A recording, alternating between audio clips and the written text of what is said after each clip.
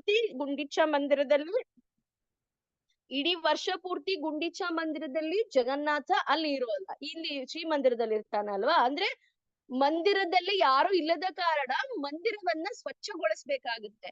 ಅಂದ್ರೆ ನಾಳೆ ದಿವಸ ಜಗನ್ನಾಥ ಇಲ್ಲಿಗ್ ಬರ್ತಾನೆ ಅಂದ್ರೆ ಅದ್ರ ಹಿಂದಿನ ದಿವಸ ಎಲ್ಲ ಭಕ್ತರು, ಪುರಿಯಲ್ಲಿರ್ತಕ್ಕಂಥ ಭಕ್ತರು, ಮತ್ತೆ ಬಂಗಾಳದಿಂದ ಬಂದಿರ್ತಕ್ಕಂಥ ಭಕ್ತರು ಎಲ್ಲರೂ ಸೇರ್ಕೊಂಡು ಜಗನ್ನಾಥನ ಆ ಒಂದು ಗುಂಡೀಚ ಮಂದಿರವನ್ನ ಯಾವ ರೀತಿಯಲ್ಲಿ ಮಾರ್ಜನ ಅಂದ್ರೆ ತೊಳಿತಾರೆ ಅಂದ್ರೆ, ತುಂಬಾ ಇಡೀ ವರ್ಷ ಪೂರ್ತಿ ಅದು ಬಂದ್ ಮಾಡಿಟ್ಟಿರೋದ್ರಿಂದ ಅಲ್ಲಲ್ಲಿ ಈ ಜೇಡ್ರ ಬಲೆ ಕಟ್ಕೊಂಡಿರುತ್ತೆ, ಅಥವಾ ದಪ್ಪ ದಪ್ಪ ಕಸ ಎಲ್ಲ ಇರುತ್ತೆ. ಅಂತ ಕಸಗಳನ್ನೆಲ್ಲ ಫಸ್ಟ್ ಏನ್ ಮಾಡ್ತಾರೆ, ಬರ್ರ ತಗೊಂಡು ಎಲ್ಲ ಗುಡಿಸ್ತಾರೆ, ದಪ್ಪ ದಪ್ಪ ಕಸಗಳನ್ನೆಲ್ಲ ಗುಡಿಸ್ಬಿಟ್ಟು ಆಮೇಲೆ ಚಿಕ್ಕ ಚಿಕ್ಕ ಧೂಳಿರುತ್ತೆ ಅಲ್ವಾ, ಆ ಧೂಳನ್ನು ಮತ್ತೆ ವಾಪಸ್ಸು ಬಟ್ಟೆ ತಗೊಂಡು ಕ್ಲೀನ್ ಮಾಡ್ತಾರೆ, ಒರೆಸ್ತಾರೆ. ಆಮೇಲೆ ಇನ್ನೂ ಚಿಕ್ಕ ಧೂಳಿರುತ್ತೆ, ಯಾಕೆ ಅಂತ ಹೇಳಿದ್ರೆ ಸಂಧಿ ಮೂಲೆಗಳಲ್ಲೆಲ್ಲ ಧೂಳ್ ಇರುತ್ತೆ, ಆ ಧೂಳೆಲ್ಲ ಗುಡಿಸಿದ್ರು ಹೋಗಲ್ಲ, ಏನಾದ್ರೂ ಬಟ್ಟೆ ಹಾಕಿ ಒರೆಸಿದ್ರು ಹೋಗಲ್ಲ. ಅದಕ್ಕೆ ಏನ್ ಮಾಡ್ತಾರೆ, ಕೊಡಪಾನದಲ್ಲಿ ನೀರ್ನ ತಗೊಂಡು, ಬಿಂದಿಗೆಗಳಲ್ಲಿ ನೀರನ್ನ ತಗೊಂಡ್ ಬಂದು ಅದು ಫುಲ್ಲು ಗುಂಡೀಚ ಮಂದಿರವನ್ನ ಅವರು ಶುದ್ಧಿ ಮಾಡಿ ತೊಳಿತಾರೆ.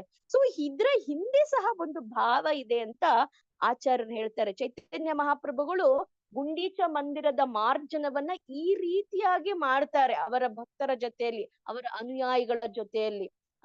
ನೀರ್ ಫಸ್ಟ್ ಗುಡಿಸ್ತಾರೆ, ಆಮೇಲೆ ಒರೆಸ್ತಾರೆ, ಆಮೇಲೆ ನೀರ್ ಹಾಕಿ ಫುಲ್ ತೊಳೆದು ಬಿಡ್ತಾರೆ, ಎಲ್ಲೆಲ್ಲಿ ಕಣ ಈ ಕೊಳೆ ಇದೆ ಎಲ್ಲ ಹೋಗ್ಲಿ ಅಂತ.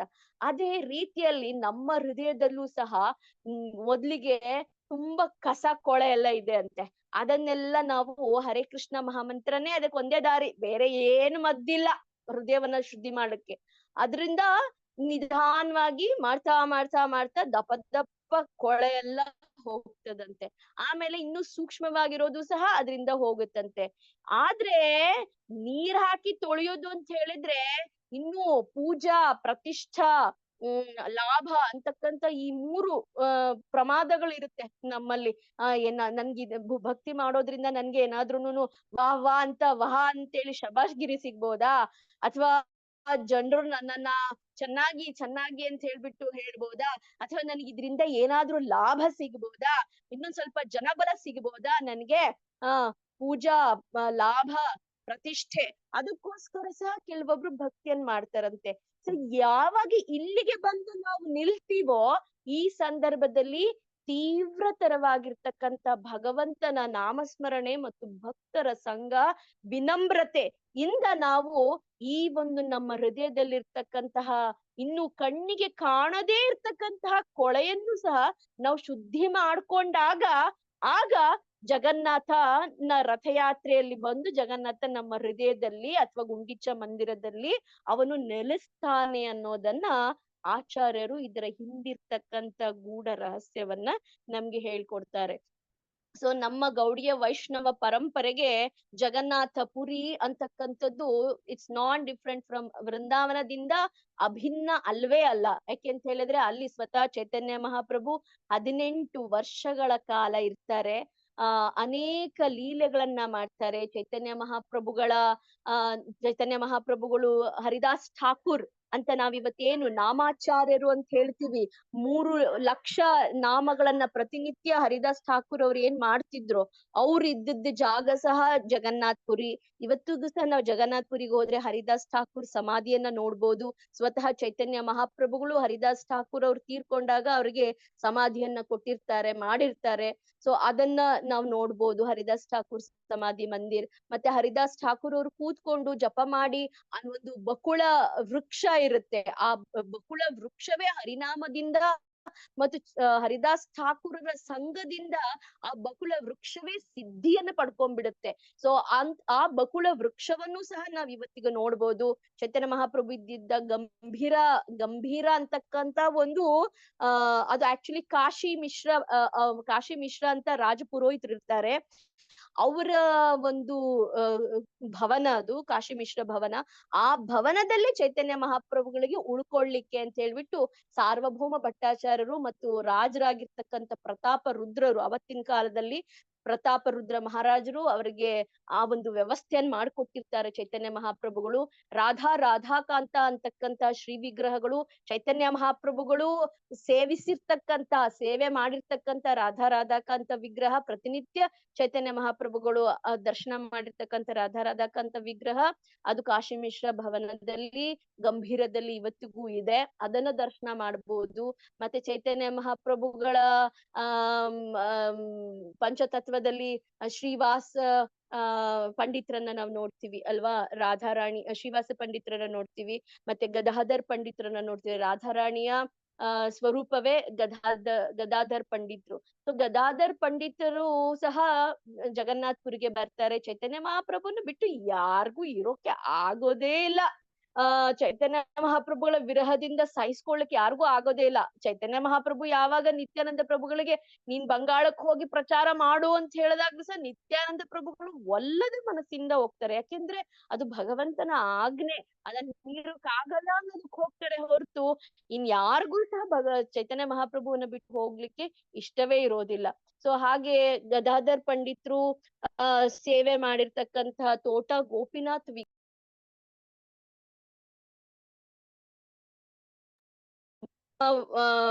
ಶ್ರೀ ವಿಗ್ರಹದಲ್ಲೇನೆ ಚೈತನ್ಯ ಮಹಾಪ್ರಭುಗಳು ಕೊನೆಗೆ ತಮ್ಮ ಲೀಲೆಯನ್ನು ಸಹ ಅಂತ್ಯ ಮಾಡ್ತಾರೆ ಅಂತ ಹೇಳಿದ್ರೆ ಅದೇ ಶ್ರೀ ವಿಗ್ರಹ ತೋಟ ಗೋಪಿನಾಥ ಶ್ರೀ ವಿಗ್ರಹದಲ್ಲಿ ಚೈತನ್ಯ ಮಹಾಪ್ರಭುಗಳು ಹೋಗ್ತಾರೆ. ಮತ್ತೆ ಇನ್ನೂ ಅನೇಕ ರಾಜ ಪ್ರತಾಪರುದ್ರನಿಗೆ ಸಹ ಚೈತನ್ಯ ಮಹಾಪ್ರಭುಗಳು ಕೃಪೆಯನ್ನ ತೋರ್ತಾರೆ. ಯಾಕೆಂದ್ರೆ ಸನ್ಯಾಸಿಗಳಾಗಿ ಅವರು ಇರ್ಬೇಕಾದ್ರೆ ಚೈತನ್ಯ ಪ್ರಭುಗಳು ಅವರು ತುಂಬಾ ನಿಷ್ಠಾವಂತ ಸನ್ಯಾಸಿಗಳಾಗಿರ್ತಾರೆ. ಚೈತನ್ಯ ಮಹಾಪ್ರಭು ಯಾವ ರಾಜರಾಗ್ಲಿ ನಮ್ ಭೌತಿಕ ಜಗತ್ತಿನಲ್ಲಿ ಇರ್ತಕ್ಕಂತ ಯಾವ ಮನೋಭಾವದಲ್ಲಿ ಇದ್ದಂತಹ ಜನರ ಜೊತೆಲಿ ಒಂದು ನೀತಿಯನ್ನ ಜಗತ್ತಿಗೆ ಚೈತನ್ಯ ಮಹಾಪ್ರಭು ತೋರಿಸ್ಬೇಕು ಅನ್ನೋದಕ್ಕೆ ರಾಜ ಪ್ರತಾಪರುದ್ರರಿಗೂ ಸಹ ತುಂಬಾ ದಿವಸ ಚೈತನ್ಯ ಮಹಾಪ್ರಭು ದರ್ಶನ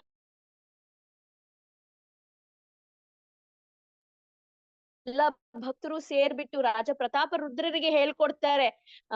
ಚೈತನ್ಯ ಮಹಾಪ್ರಭುಗಳಿಗೆ ಏನ್ ಇಷ್ಟ, ಅವ್ರು ನಿಮ್ಮನ್ನ ತುಂಬಾ ಪರೀಕ್ಷೆ ಮಾಡ್ತಿದ್ದಾರೆ. ರಥಯಾತ್ರಾ ಸಂದರ್ಭದಲ್ಲಿ ಭಗವಂತನ ರಥ ಚಲಿಸ್ತಾ ಇರ್ಬೇಕಾದ್ರೆ ಒಂದು ವಾಟಿಕ ಬರುತ್ತೆ. ಆ ವಾಟಿಕದಲ್ಲಿ ಚೈತನ್ಯ ಮಹಾಪ್ರಭು ಒಂದ್ 5-10 ನಿಮಿಷ ಅಲ್ಲಿ ನೃತ್ಯ ಮಾಡಿ ಸುಸ್ತಾಗಿರುವಾಗ ಅಲ್ಲಿ ವಿಶ್ರಾಂತಿ ತಗೋತಾರೆ.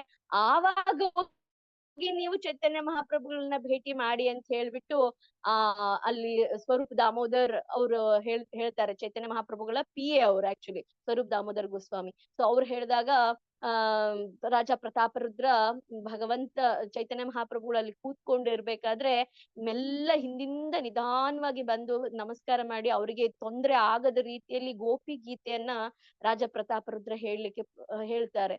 ಯಾವಾಗ ಗೋಪಿ ಗೀತೆಯನ್ನು ಚೈತನ್ಯ ಮಹಾಪ್ರಭು ಕೇಳ್ತಾರೋ ಅವರು ಫುಲ್ ಮೆಲ್ಟ್ ಆಗ್ಬಿಡ್ತಾರೆ. ಚೈತನ್ಯ ಮಹಾಪ್ರಭು ತುಂಬಾ ಖುಷಿ ಆಗ್ಬಿಡುತ್ತೆ. ಎಂಥ ಭಕ್ತಿರ್ಬೋದು ಅಂತ ಹೇಳ್ಬಿಟ್ಟು ರಾಜ ಪ್ರತಾಪರುದ್ರನ ನೋಡಿ ಆವಾಗ ರಾಜ ಪ್ರತಾಪರುದ್ರನ ಮನಸ್ಸಲ್ಲಿ ನಿಜವಾಗ್ಲೂ ಭಕ್ತಿ ಇದೆ ಅಂತ ತಿಳ್ಕೊಂಡು ರಾಜ ಪ್ರತಾಪರುದ್ರನಿಗೆ ಭಗವಂತ ಚೈತನ್ಯ ಮಹಾಪ್ರಭುಗಳು ಕೃಪೆಯನ್ನ ಮಾಡ್ತಾರೆ. ಈ ರೀತಿಯಲ್ಲಿ ಅನೇಕ ಪಾಸ್ಟ್ ಟೈಮ್ಸ್ ಫುಲ್ ಲೀಲೆಗಳೇ ತುಂಬಿಬಿಟ್ಟಿದೆ ನಮ್ಮ ವೈಷ್ಣವ ಸಂಪ್ರದಾಯದಲ್ಲಿ. ಜಗನ್ನಾಥನ ಸಂಬಂಧವಾಗಿ ಮತ್ತೆ ಚೈತನ್ಯ ಮಹಾಪ್ರಭುವಿನ ಸಂಬಂಧವಾಗಿರ್ತಕ್ಕಂಥ ಲೀಲೆಗಳು. ಜಗನ್ನಾಥ್ ಪುರಿಯಲ್ಲಿ ಇವತ್ತಿಗೂ ಮಹಾಪ್ರಸಾದದಲ್ಲಿ ಹಳೇ ಕಾಲದಲ್ಲಿ ಏನು ವೆಜಿಟೇಬಲ್ಸ್ ಯೂಸ್ ಮಾಡ್ತಿದ್ರು ಅದನ್ನೇ ಯೂಸ್ ಮಾಡ್ತಾರೆ. ಇವಾಗ ಹೊಸದಾಗಿರ್ತಕ್ಕಂಥ ಟೊಮ್ಯಾಟೊ ಯೂಸ್ ಮಾಡಲ್ಲ. ಆಮೇಲೆ ಕಾಲಿಫ್ಲವರ್ ಕೋಸು ಅದೆಂತ ಹೇಳ್ತಾರೆ ಅದಕ್ಕೆ, ಕಾಲಿಫ್ಲವರ್ ಹೂಕೋಸು ಮತ್ತೆ ಪತ್ತಾ ಗೋಬಿ ಇದನ್ನೆಲ್ಲದನ್ನು ಯೂಸ್ ಮಾಡಲ್ಲ. ಆಮೇಲೆ ಅಣಬೆ ಆಮೇಲೆ ಈರುಳ್ಳಿ ಬೆಳ್ಳುಳ್ಳಿ ಅಂತೂ ಭಗವಂತನಿಗೆ ಯೂಸ್ ಮಾಡೋದೇ ಇಲ್ಲ. ಜಾಸ್ತಿ ಭಗವಂತನಿಗೆ ಅಲ್ಲಿ ಯೂಸ್ ಮಾಡೋದು ಬಂದ್ಬಿಟ್ಟು ನಮ್ಮ ಇದು ಕಟಲ್ಗೆ ಏನ್ ಹೇಳ್ತಾರೆ,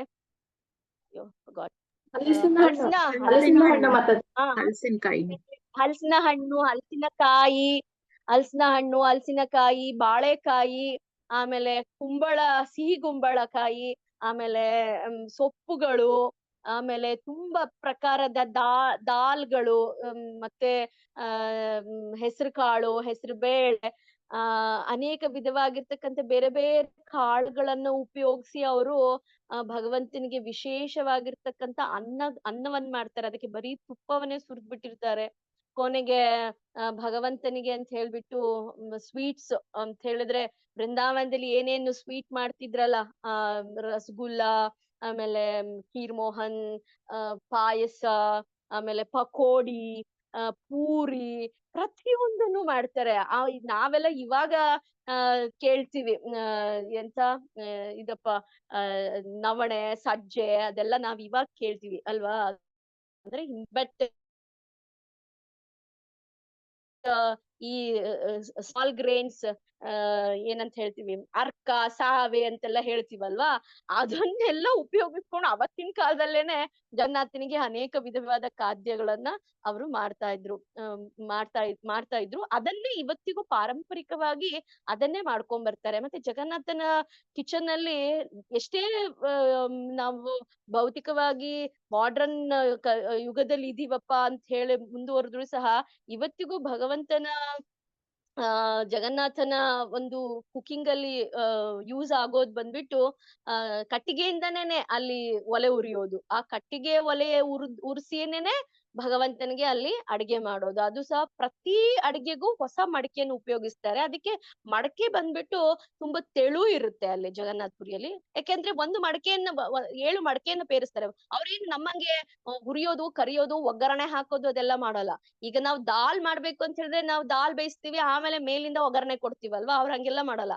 ದಾಲ್ ತೊಳ್ದು ಬಿಡ್ತಾರೆ, ತೊಳ್ದು ಮಡಕೆಯಲ್ಲಿ ಎಷ್ಟು ಪ್ರಮಾಣದಕ್ಕೆ ನೀರ್ ಬೇಕೋ ಅಷ್ಟು ಇಟ್ಬಿಟ್ಟು ಅದಕ್ಕೇನೆ ಉಪ್ಪು, ಬೆಲ್ಲ, ಮತ್ತೆ ಇನ್ನೇನೇನು ಮಸಾಲೆ ಇದೆ ಅದನ್ನೆಲ್ಲ ಹಾಕಿ, ಸಾಸ್ವೆ, ತುಪ್ಪ ಎಲ್ಲ ಹಾಕ್ಬಿಡ್ತಾರೆ. ಎಲ್ಲ ಹಾಕಿ ರೆಡಿಯಾಗಿ ಒಂದ್ರ ಮೇಲೆ ಒಂದು ಪೇರಿಸಿಡ್ತಾರೆ. 7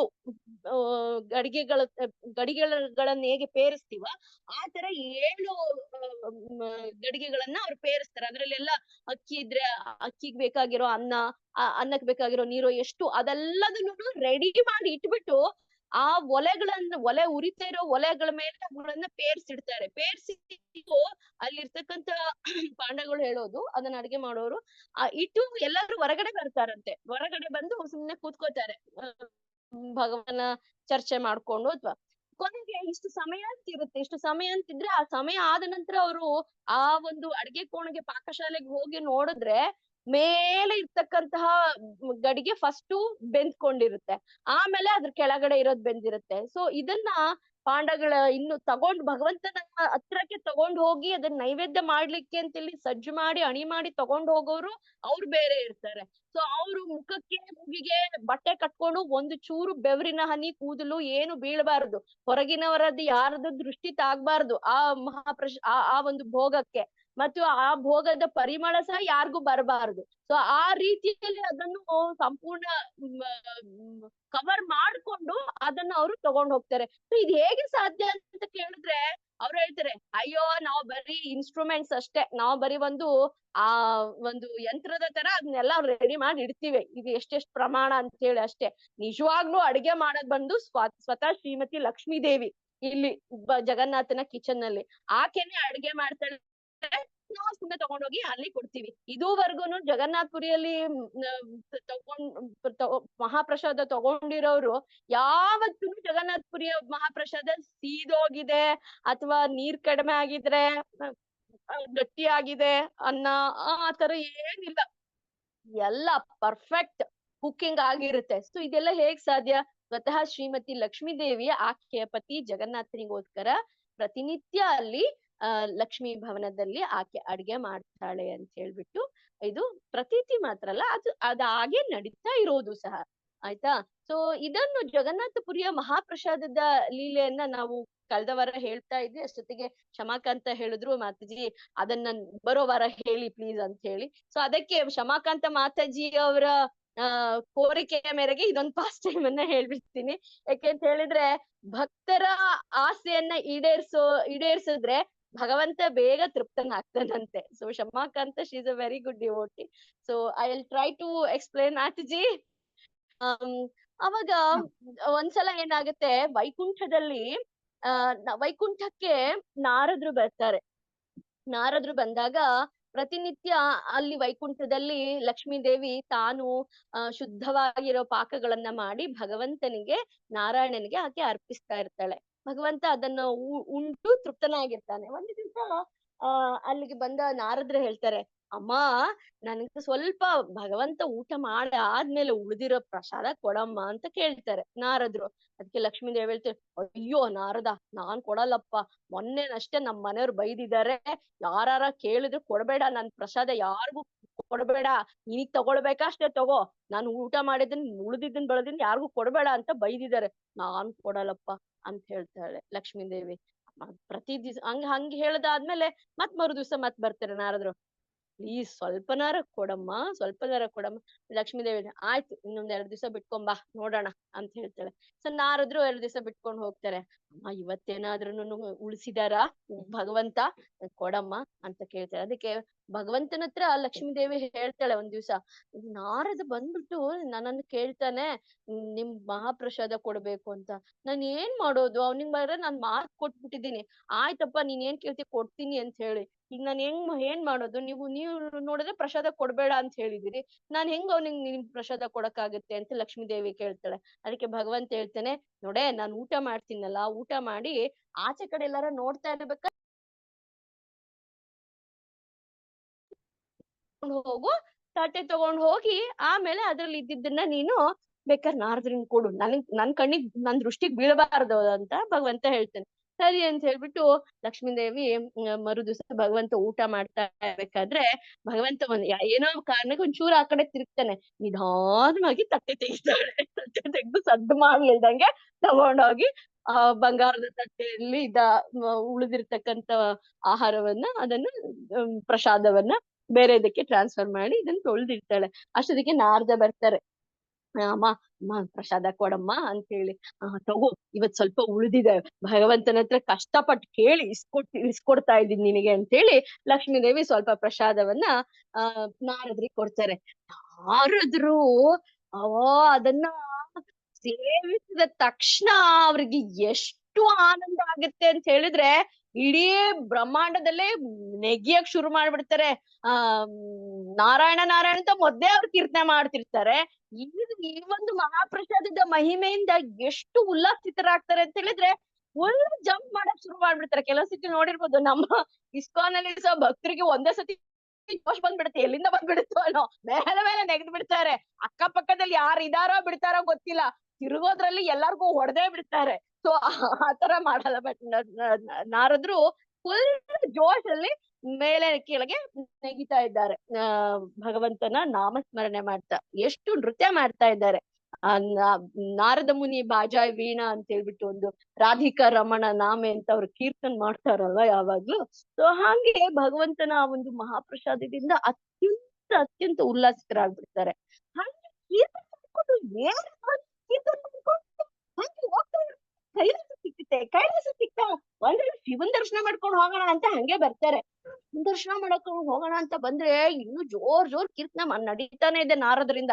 ಶಿವ ಬರ್ತಾರೆ. ಶಿವ ನೋಡ್ಬಿಟ್ಟು ಅಣ್ಣ, ಯಾಕೆಂದ್ರೆ ಅಣ್ಣ ಅಂತ ಹೇಳಿದ್ರೆ ನಾರದ್ರು ಬ್ರಹ್ಮದೇವರ ಮಗ ಅಲ್ವಾ, ಆಮೇಲೆ ಶಿವನು ಬ್ರಹ್ಮದೇವರ ಮಗನೇನೆ, ಬ್ರಹ್ಮದೇವರ ಭ್ರೂ ಮಧ್ಯದಿಂದ ಹುಟ್ಟಿರೋದು ಶಿವ, ಆಯ್ತಾ. ಸೊ ಅದು ಭಾಗವತಮಲ್ಲಿ ಕತೆ ಬರುತ್ತೆ. So will not go into that. But Shiva ಹೇಳ್ತಾರೆ, ನಾರದ್ರೆ ಅಣ್ಣ ನೀವು ಇಷ್ಟು ಚೆನ್ನಾಗಿ ಕೀರ್ತನೆ ಮಾಡ್ಕೊಂಡು ಇಷ್ಟು ಅದ್ಭುತವಾಗಿ ನೃತ್ಯ ಮಾಡ್ತಿದ್ದೀರಲ್ಲ, ಇಷ್ಟು ಸಂತೋಷವಾಗಿದ್ದೀರಲ್ಲ, ಎಂಥ ಏನು ನಿಧಿ ಸಿಕ್ಕಿದೆ ಅಂತ ಇಷ್ಟು ಸಂತೋಷವಾಗಿದ್ದೀರಿ, ದಯವಿಟ್ಟು ಹೇಳ್ರಿ ಅಂತ ಹೇಳ್ತಾರೆ. ಹೇಳ್ತೀವಿ ಶಿವ ಏನ್ ಮಾಡೋದಪ್ಪ, ಇವತ್ತು ನನ್ಗೆ ಅಮ್ಮ ಲಕ್ಷ್ಮೀ ದೇವಿ ನನ್ಗೆ ನಾರಾಯಣನ ಮಹಾಪ್ರಸಾದ ಕೊಟ್ಬಿಟ್ಲು ಸ್ವಾಮಿ. ಆ ಮಹಾಪ್ರಸಾದನ್ನ ತಗೊಂಡೆ ನೋಡು, ಅದ್ ಏನ್ ಆಗ್ತಿದೆ ನನಗೆ ಹೇಳಕ್ಕೆ ಆಗ್ತಿಲ್ಲ, ನಾನ್ ಕಾಲೇ ನಿಲ್ತಾ ಇಲ್ಲ, ಅಷ್ಟು ಒಳಗಡೆ ಆನಂದ ತುಂಬಿ ಬರ್ತಿದೆ, ನಾನು ನೃತ್ಯ ಮಾಡ್ತಿದ್ದೀನಿ ಅಂತ. ಅವಾಗ ಶಿವದೇವರು ಹೇಳ್ತಾರೆ, ನಾರದ್ರೆ ದಯವಿಟ್ಟು ನೋಡಿ, ನನ್ನ ನೆನಪು ಬರ್ಲಿಲ್ವಾ ನಿಮ್ಗೆ, ಒಂದ್ ಸ್ವಲ್ಪನಾದ್ರೂ ಮಹಾಪ್ರಸಾದ ಹಂಚ್ಕೋಬೇಕು ಅಂತ, ನಾನ್ ನಿಮ್ ತಮ್ಮ ಅಲ್ವೇ, ಅಂತ ಕೇಳ್ತೇನೆ. ಅಯ್ಯೋ ಹೌದಪ್ಪ ನಾನ್ ಏನ್ ಮಾಡ್ಲಿ ಆ ಸಂದರ್ಭದಲ್ಲಿ ನನಗೆ ಏನು ನೆನಪಾಗ್ಲಿಲ್ಲ ಒಂದೇ ಸತಿ ಗುಳುಂ ಮಾಡ್ಬಿಟ್ಟೆ ನಾನು ಅಂತ. ಎಲ್ಲಾರು ನೋಡ್ರಿ ಒಂದ್ ಚೂರ್ ಎಲ್ಲಾರು ಇದ್ರೆ ಅಂತೇಳಿ. ಕೊನೆಗೆ ನಾರದ್ರು ನೋಡ್ತಾರೆ. ನೋಡಿದ್ರೆ ಅವ್ರು ಪ್ರಸಾದ ತಗೊಂಡ್ ಆದ್ಮೇಲೆ ಅವ್ರ ಕೈಯ ಬೆರಳಿನ ಮಧ್ಯದಲ್ಲಿ ಒಂದ್ ಸಣ್ಣದ್ ಒಂದ್ ತುಣುಕು ಅಂಟ್ಕೊಂಡಿರುತ್ತೆ. ಈಗ ಇಲ್ಲಿದೆ ನೋಡು ಇದನ್ನ ಹೇಗ್ ತೆಗ್ದುಕೊಡೋದು ಇದನ್ನ ತೆಗ್ಸ್ಕೊಳಕ್ ಬರಲ್ಲ ತಗೋ ಅಂತ ಹೇಳ್ಬಿಟ್ಟು ಅವ್ರ ಕೈಯನ್ನೇ ಶಿವನ್ ಬಾಯೊಳಗೆ ಇಟ್ಬಿಡ್ತಾರೆ ನಾರದ್ರು. ತಗೋ ಇದನ್ನ ಸೀಪ್ಕೊಂಡ್ಬಿಡು ನೀನು ಅಂತ ಹೇಳ್ಬಿಟ್ಟು ನಾರದ್ರ ಕೈಯಲ್ಲಿದ್ದ ಆ ಒಂದು ಸಣ್ಣ ತುಣುಕನ್ನ ಶಿವ ಆ ಬಾಯೆಲ್ಲ ಒಂದ್ ಬೆರಳಿಟ್ಟಿದ ತಕ್ಷಣ ಅದನ್ನೇ ಸೀಪ್ತಾನೆ. ಉಪ್ಕೊಂಡ ತಕ್ಷಣ ಅಷ್ಟು ಕಣಿಕ ಇವನ್ ಎಷ್ಟು ಅದ್ಭುತ ಚಮತ್ಕಾರ ಆಗತ್ತೆ ಅಂದ್ರೆ ಅವನ ಫುಲ್ ನೃತ್ಯ ಮಾಡಕ್ ಶುರು ಮಾಡ್ತಾನೆ. ಮೊದ್ಲೇ ನಟರಾಜ ಕೇಳ್ಬೇಕಾ ಅಷ್ಟು ಅಗಾಧವಾಗಿ ನೃತ್ಯ ಮಾಡ್ತಾ ಇರ್ತಾನೆ. ಎಲ್ಲಾ ಲೋಕಗಳು ಅನ್ಕೊಳುತ್ತೆ ಅಯ್ಯೋ ಇದೇನಪ್ಪ ಪ್ರಳಯ ಆಗ್ತಿದ್ಯಾ ಏನು ನಟರಾಜ ಈ ರೀತಿ ಈ ಪರಿಯಾಗಿ ನೃತ್ಯ ಮಾಡ್ತಿದ್ದಾನಲ್ಲ ಅಂತ ಹೇಳಿ. ಕೊನೆಗೆ ಪಾರ್ವತಿ ದೇವಿ ಓಡೋಡ್ ಬರ್ತಾಳೆ. ಓಡೋಡ್ ಬಂದ್ಬಿಟ್ಟು ಸ್ವಾಮಿ ಏನ್ ಈ ತರ ನೃತ್ಯ ಮಾಡ್ತಿದ್ದೀರಲ್ಲ ಕೊನೆಗೆ ಇದೇನು ಪ್ರಳಯನ ನನಗೆ ನೀವು ಅಂತ ಹೇಳಿ ಪಾರ್ವತಿ ಕೇಳ್ತಾಳೆ. ಇಲ್ಲ ಪಾರ್ವತಿ ಏನ್ ಗೊತ್ತಾ ನನಗೆ ನಾರದ್ರು ಭಗವಂತನ ಸ್ವಲ್ಪ ಕಣಿಕ ಮಾತ್ರ ಪ್ರಸಾದ ಕೊಟ್ರು ಕಣೆ ಅದನ್ನ ತಗೊಂಡಿದ್ರು ಸರ್ ನಮ್ಗೆ ಏನ್ ಗೊತ್ತಿಲ್ಲ ಒಳಗ ವಿದ್ಯುತ್ ಶಕ್ತಿ ಪ್ರವಹಿಸ್ದಂಗ ಆಗ್ತಿದೆ ನನಗೆ ತಡ್ಕೊಳಕ್ ಆಗ್ತಿಲ್ಲ ಅದಕ್ಕೆ ನಿನ್ನ ಹಾವಭಾವ ಈ ತರ ಆಗೋಗಿದೆ ಅಂತ ಶಿವ ಹೇಳ್ತಾನೆ. ಬಾ ಪಾರ್ವತಿ ದೇವಿ ಏನು ನಿಮ್ಗೆ ಭಗವಂತ ಅಲ್ಲ ನಾನು ನೆನಪಾಗ್ಲಿಲ್ವಾ ನಾವಿಬ್ರು ಆದಿ ದಂಪತಿಕೊಂಡಿದ್ದೀವಿ ಅರ್ಧ ನಾರೀಶ್ವರ ಪಡ್ಕೊಂಡಿದ್ದೀವಿ ಕಷ್ಟದಲ್ಲಿ ಸುಖದಲ್ಲಿ ಇಬ್ರಿಗೂ ಸಮಪಾಲು ಪತಿ ಪತ್ನಿಯರಲ್ಲಿ ಇಂತಹ ಅದ್ಭುತವಾದ ಭಾಗ್ಯವನ್ನ ನೀವೊಬ್ರು ಪಡ್ಕೊಂಡಿದ್ದೀರಲ್ಲ ನನ್ನ ಕಥೆ ಏನು ನನಗೇನು ಸಿಗ್ಲಿಲ್ಲ ನೀವು ನನಗೇನು ಕೊಡ್ಲಿಲ್ಲ ಹಂಚ್ಕೊಳ್ಳಿಲ್ಲ ಅಂತ ಹೇಳ್ತೀನಿ. ಅಯ್ಯೋ ಪುಣ್ಯಾತ್ಗಿ ಅವ್ರ ನಾರದ ಕೈಯಲ್ಲಿ ಒಂದ್ ಸಣ್ಣ ತುಣುಕು ಕಣಿಯೋದು ಕಣಿಕ ಮಾತ್ರ ಅದಕ್ಕೆ ನನಗೆ ಅವ್ರು ಎತ್ಕೊಳಕ್ ಆಗಿದ್ರೆ ನನ್ನ ಬಾಯೆಲ್ಲ ಬೆರಳಿಟ್ಟು ತಗೋ ಇದನ್ನ ಸೀಪ್ಕೊ ಅಂತ ಹೇಳಿದ್ರು ಹೆಂಗೆ ನಿನಗೆ ಭಾಗ ಮಾಡಕ್ ಸಾಧ್ಯ ಆಗ್ತಿತ್ತು ಅಂತ ಶಿವ ಹೇಳ್ತಾನೆ. ಹಾಗೆ ಪಾರ್ವತಿ ದೇವಿ ಹೇಳ್ತಾಳೆ ನೀವು ಇಷ್ಟಪಟ್ಟಿದ್ರೆ ಎಲ್ಲಾ ಸಾಧ್ಯ ಆಗ್ತಿತ್ತು ನಿಮ್ಮಿಂದ ಆಗದೆ ಇರೋದೇನಿದೆ ಅಂತ ಪಾರ್ವತಿ ಹೇಳ್ತಾಳೆ. ಭಗವಾನ್ ಶಿವಂಗೆ ಏನ್ ಮಾಡ್ಬೇಕು ಅಂತಾನೆ ದಾರಿ ತೋಚಲ್ಲ. ಕೊನೆಗೆ ಪಾರ್ವತಿ ಹೇಳ್ತಾಳೆ ನೀವು ನನ್ನನ್ನು ಮರ್ತು ಬಿಟ್ರಲ್ವಾ ಈ ತರ ಈ ಸ್ಥಿತಿಗೆ ಬಂದಿದ್ದೀರಿ ನನ್ನ ಮರ್ತು ಭಗವಂತನ ಮಹಾಪ್ರಸಾದ ನೀವ್ ಒಬ್ರೇ ತಗೊಂಡಿದ್ದೀರಲ್ವಾ ನಾನ್ ಏನ್ ಮಾಡ್ತೀನಿ ಗೊತ್ತಾ ಇವಾಗ ನನಗ್ ಮಾತ್ರ ಮಹಾಪ್ರಸಾದ ಅಲ್ಲ ನನ್ನ ಎಲ್ಲಾ ಮಕ್ಳಿಗೂನು ಮಹಾಪ್ರಸಾದ ಸಿಗ್ಬೇಕು ಆ ತರ ಮಾಡ್ತೀನಿ ಅಂತ ಹೇಳ್ಬಿಟ್ಟು ಪಾರ್ವತಿ ಕೂತ್ಕೊಂಡ್ಬಿಡ್ತಾಳೆ. ತಪಸ್ಸಿಗೆ ಕೂತ್ಕೊಂಡ ತಕ್ಷಣ ಏನು ಸ್ವಲ್ಪ ದಿವಸ ಆದ್ಮೇಲೆ ಭಗವಂತನಿಗೆ ವಿಷಯ ಗೊತ್ತಾಗುತ್ತೆ ಪಾರ್ವತಿ ಈ ತರ ತಪಸ್ ಮಾಡ್ತಾ ಇದ್ದಾಳೆ ಅಂತ ಹೇಳ್ಬಿಟ್ಟು. ಕೊನೆಗೆ ಭಗವಂತ ಓಡೋಡ್ ಬರ್ತೇನೆ ಅಮ್ಮ ಪಾರ್ವತಿ ಯಾಕೆ ತಪಸ್ ಮಾಡ್ತಿದ್ಯಾ ಅಂತ. ಅದಕ್ಕೆ ಪಾರ್ವತಿ ದೇವಿ ಹೇಳ್ತಾಳೆ ಅಣ್ಣ ಆಕ್ಚುಲಿ ಭಗವಂತನ ತಂಗಿ ಅಂತ ಹೇಳೇನೆ ಶಾಸ್ತ್ರಗಳಲ್ಲಿ ಪಾರ್ವತಿಯನ್ನ ಪರಿಗಣಿಸೋದು ಯಾಕೆಂದ್ರೆ ಅವಳು ಶಕ್ತಿ ಸ್ವರೂಪಿಣಿ ಸುಭದ್ರಾ ಮಹಾರಾಣಿಯ ಒಂದು ಅಂಶ. ಸೊ ಅದಕ್ಕೆ ಪಾರ್ವತಿನೂ ಸಹ ತಂಗಿ ಅಂತಾನೆ ಪರಿಗಣಿಸೋದು. ಸೊ ಕೊನೆಗೆ ಪಾರ್ವತಿ ದೇವಿ ಹೇಳ್ತಾಳೆ ಆ ಮಹಾಪ್ರಭು ನನಗೆ ಮಹಾಪ್ರಸಾದ ನಿಮ್ಮ ಮಹಾಪ್ರಸಾದ ಸಿಗ್ಬೇಕು. ಅವತ್ತು ಮಹಾಪ್ರಸಾದ ಬರೀ ನನ್ ಗಂಡನ್ಗ್ ಮಾತ್ರ ಸಿಕ್ಕಿದೆ ನನಗ್ ಸಿಗ್ಲಿಲ್ಲ ನನಗ್ ಮಹಾಪ್ರಸಾದ ಬೇಕು. ನನಗ್ ಮಾತ್ರ ಅಲ್ಲ ನಾರಾಯಣ ಮಹಾಪ್ರಸಾದ ನನ್ನ ಎಲ್ಲಾ ಮಕ್ಳಿಗೆ ನನ್ ಈ ಬ್ರಹ್ಮಾಂಡದಲ್ಲಿರೋ ಎಲ್ಲಾ ಪ್ರಾಣಿಗಳಿಗೂ ಪಕ್ಷಿಗಳಿಗೂ ಸಹ ನಿನ್ನ ಪ್ರಸಾದ ಸಿಗ್ಬೇಕು ಮಹಾಪ್ರಸಾದ ಸಿಗ್ಬೇಕು ಅಂತ ಹೇಳ್ತಾಳೆ. ಸೊ ಅದಕ್ಕೆ ಆಚಾರ್ಯ ಹೇಳ್ತಾರೆ ಶಿವ ಮತ್ತು ಪಾರ್ವತಿಯವರು ಇಬ್ರುನು ಮಾತಾಚ ಪಾರ್ವತಿ ದೇವಿ ಪಿತಾದೇವೋ ಮಹೇಶ್ವರ ಬಾಂಧವ ಶಿವಭಕ್ತಾಶ್ಚ ಸ್ವದೇಶೋ ಭುವನತ್ರಯಂ ಅಂತ ಒಂದು ಶ್ಲೋಕ ಬರುತ್ತೆ. ಅಂತ ಹೇಳಿದ್ರೆ ಈ ಭೌತಿಕ ಜಗತ್ತಿನ ತಂದೆ ತಾಯಿಯರು ಸ್ವತಃ ಶಿವ ಮತ್ತು ಪಾರ್ವತಿ ದೇವಿ ಅಂತ ಹೇಳಿ ಭಗವಂತ ಅವ್ರಿಗೆ ಆಜ್ಞೆಯನ್ನು ಕೊಟ್ಟಿದ್ದಾನೆ. ಅದಕ್ಕೆ ಶಿವ ಮತ್ತು ಪಾರ್ವತಿಯರನ್ನ ನಾವು ತಂದೆ ತಾಯಿಗಳ ಸ್ವರೂಪದಲ್ಲಿ ಇಲ್ಲಿ ನೋಡ್ತೀವಿ. ಅವರಿಬ್ಬರೂ ಸಹ ನಾವ್ ಇಲ್ಲಿರ್ತಕ್ಕಂಥ ಜೀವಿಗಳನ್ನ ಸರಿಯಾದ ದಾರಿಯಲ್ಲಿ ನಡೆಯೋ ರೀತಿಯಲ್ಲಿ ಮಾಡಿ ಈ ದುರ್ಗಮ ಕೋಟೆಯ ಒಳಗಡೆ ಏನ್ ಇದ್ದೀವಿ ನಾವು ಇಲ್ಲಿ ಜೀವಿಗಳು ನಮ್ಗೆ ಕಠಿಣವಾದ ಶಿಕ್ಷೆಗಳನ್ನ ಅನೇಕ ವಿಧವಾಗಿ ಅಧಿಭೌತಿಕ ಅಧಿದೈವಿಕ ಆತ್ಮಿಕ ರೀತಿಯಲ್ಲಿ ನಮ್ಮನ್ನ ಸರಿದಾರಿಗೆ ತಂದು ನಾವು ಮಾಡ್ತಿರ್ತಕ್ಕಂಥ ನಮ್ಮ ಆರಾಧ್ಯ ದೈವ ಶ್ರೀ ಶ್ರೀ ರಾಧಾಕೃಷ್ಣ, ನಮ್ಮ ಆರಾಧ್ಯ ದೈವ ಶ್ರೀಮನ್ ನಾರಾಯಣ, ಅವನ ಪದ ತಳಕ್ಕೆ ನೀವೆಲ್ಲರೂ ಅಲ್ಲಿಗೆ ಹೋಗ್ಬೇಕು ಅಂತ ಹೇಳ್ಬಿಟ್ಟು ಶಿವ ಮತ್ತು ಪಾರ್ವತಿಯರು ನಮ್ಮನ್ನ ಇಲ್ಲಿ ಮುನ್ನಡೆಸ್ತಾ ಇದ್ದಾರೆ. ಆ ದೃಷ್ಟಿಲಿ ನೋಡೋದಾದ್ರೆ ಅವರಿಬ್ರು ನಮ್ಮ ತಂದೆ ತಾಯಿಯರು. ಸೊ ಆ ಪಾರ್ವತಿ ದೇವಿಯ ಆ ತಪಸ್ಸಿನ ಫಲವಾಗಿ ನಾರಾಯಣ ಆಕೆಗೆ ವರವನ್ನು ಕೊಡ್ತಾನೆ. ಆಯ್ತಮ್ಮ, ಮುಂದೆ ಬರ್ತಕ್ಕಂಥ ಕಲಿಯುಗದಲ್ಲಿ ನಾನು ಪುರುಷೋತ್ತಮ ಕ್ಷೇತ್ರದಲ್ಲಿ ಜಗನ್ನಾಥನ ಸ್ವರೂಪದಲ್ಲಿ ಅಲ್ಲಿ ನೆಲೆ ನಿಲ್ತೀನಿ. ಆವಾಗ ಅಲ್ಲಿ ನನಗೆ ಏನನ್ನ ಭಕ್ಷ್ಯ ಭೋಜ್ಯಗಳನ್ನ 56 ತರದ ಅಡಿಗೆಗಳನ್ನ ಅವರು ನೈವೇದ್ಯ ಮಾಡ್ತಾರೆ, ಅದನ್ನ ನಾನು ಉಂಡು ಫಸ್ಟ್ ಮಹಾಪ್ರಸಾದವನ್ನ ನಿನಗ್ ಕೊಡ್ತೀನಿ. ನೀನಲ್ಲಿ ವಿಮಲಾ ದೇವಿಯಾಗಿ ಇರು ನನ್ನ ಹತ್ರ, ನನ್ನ ದೇವಸ್ಥಾನದ ಪಕ್ಕದಲ್ಲೇ ನೀನು ವಿಮಲಾ ದೇವಿಯ ಸ್ವರೂಪದಲ್ಲಿ ಇರ್ಬೇಕು.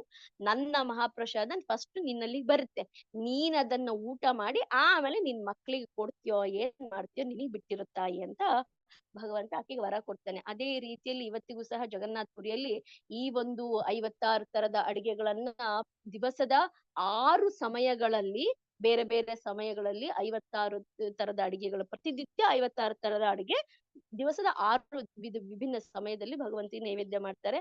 ಅದನ್ನ ನೈವೇದ್ಯ ಆದ ನಂತರ ಅದನ್ನ ತಗೊಂಡು ಹೋಗಿ ವಿಮಲಾ ದೇವಿಯ ಮಂದಿರದಲ್ಲಿ ಇಡ್ತಾರೆ. ವಿಮಲಾ ದೇವಿ ಅದನ್ನ ಸ್ವೀಕರಿಸಿದ ನಂತರನೇ ನಮ್ಮೆಲ್ಲರಿಗೂ ಸಹ ಬೇರೆ ಬೇರೆ ಜೀವಿಗಳಿಗೆ ಎಲ್ಲರಿಗೂ ಅದು ಮಹಾಪ್ರಸಾದವಾಗಿ ಆನಂದ ಬಜಾರಲ್ಲಿ ಅದು ವಿಕ್ರಯವಾಗುತ್ತೆ. ಅದನ್ನು ತಗೊಂಡು ನೋಡಿ, ಅದಕ್ಕೆ ಹೇಳುದು ಜಗನ್ನಾಥನ ಮಹಾಪ್ರಸಾದಕ್ಕೆ ಭೇದವಿಲ್ಲ. ಯಾಕೆಂತ ಹೇಳಿದ್ರೆ ಒಂದು ನಾಯಿ ಆಗಿರ್ಬೋದು, ಒಂದು ಕತ್ತೆ ಆಗಿರ್ಬೋದು, ಒಂದು ಹಸು ಆಗಿರ್ಬೋದು, ಅಥವಾ ಒಬ್ಬ ಮನುಷ್ಯ ಆಗಿರ್ಬೋದು, ನಾವೆಲ್ಲರೂ ಆತ್ಮಗಳು. ನಮ್ಮ ಮೇಲಿನ ಕವರಿಂಗ್ ಮಾತ್ರ ಬೇರೆ ಇದೆ ಅಷ್ಟೇನೇನೆ, ಆದ್ರೆ ನಿಜವಾಗ್ಲೂ ನಾವೆಲ್ಲರೂ ಒಳಗಡೆ ಇರೋರು ಆತ್ಮರು. ನಮ್ಮ ಎಲ್ಲ ಆತ್ಮದ ಸ್ವರೂಪ ಒಂದೇ, ಭಗವಂತನ ನಿತ್ಯ ದಾಸರು ನಾವೆಲ್ಲ. ಸೊ ಆ ಒಂದು ದೃಷ್ಟಿಯಲ್ಲಿ ನೋಡೋದಾದ್ರೆ ಜಗನ್ನಾಥನ ಮಹಾಪ್ರಸಾದಕ್ಕೆ ಯಾವ ಮುಚ್ಚಟ್ಟು ಇಲ್ಲ ಅಥವಾ ಅಂಟು ಇಲ್ಲ. ಅದು ಯಾವಾಗ್ಲೂ ಪವಿತ್ರವಾಗಿ, ಇವನ್ ಒಬ್ಬ ಬ್ರಾಹ್ಮಣ ಜಗನ್ನಾಥಪುರಿಗೆ ಬಂದಾಗ ಮಹಾಪ್ರಸಾದ ಸಿಕ್ಲಿಲ್ಲ ಅಂತ ಹೇಳಿದ್ರೆ, ಒಂದು ನಾಯಿ ಏನಾದ್ರು ಒಂದು ಮಾಲ್ಪುವ ತಿಂತಿತ್ತು ಅಂತ ಹೇಳಿದ್ರೆ ಬೇಕಾದ್ರೆ ನಾಯಿಯ ಬಾಯಿಂದನೂ ಅವ್ನು ಕಿತ್ಕೊಂಡು ಬ್ರಾಹ್ಮಣ ತಿನ್ಬೋದು ಅಂತ ಹೇಳಿದ್ರೆ, ಅಲ್ಲಿ ಎಲ್ಲರನ್ನೂ ಸಹ ಆತ್ಮ ಸ್ವರೂಪರಾಗಿ ನೋಡ್ತಾರೆ.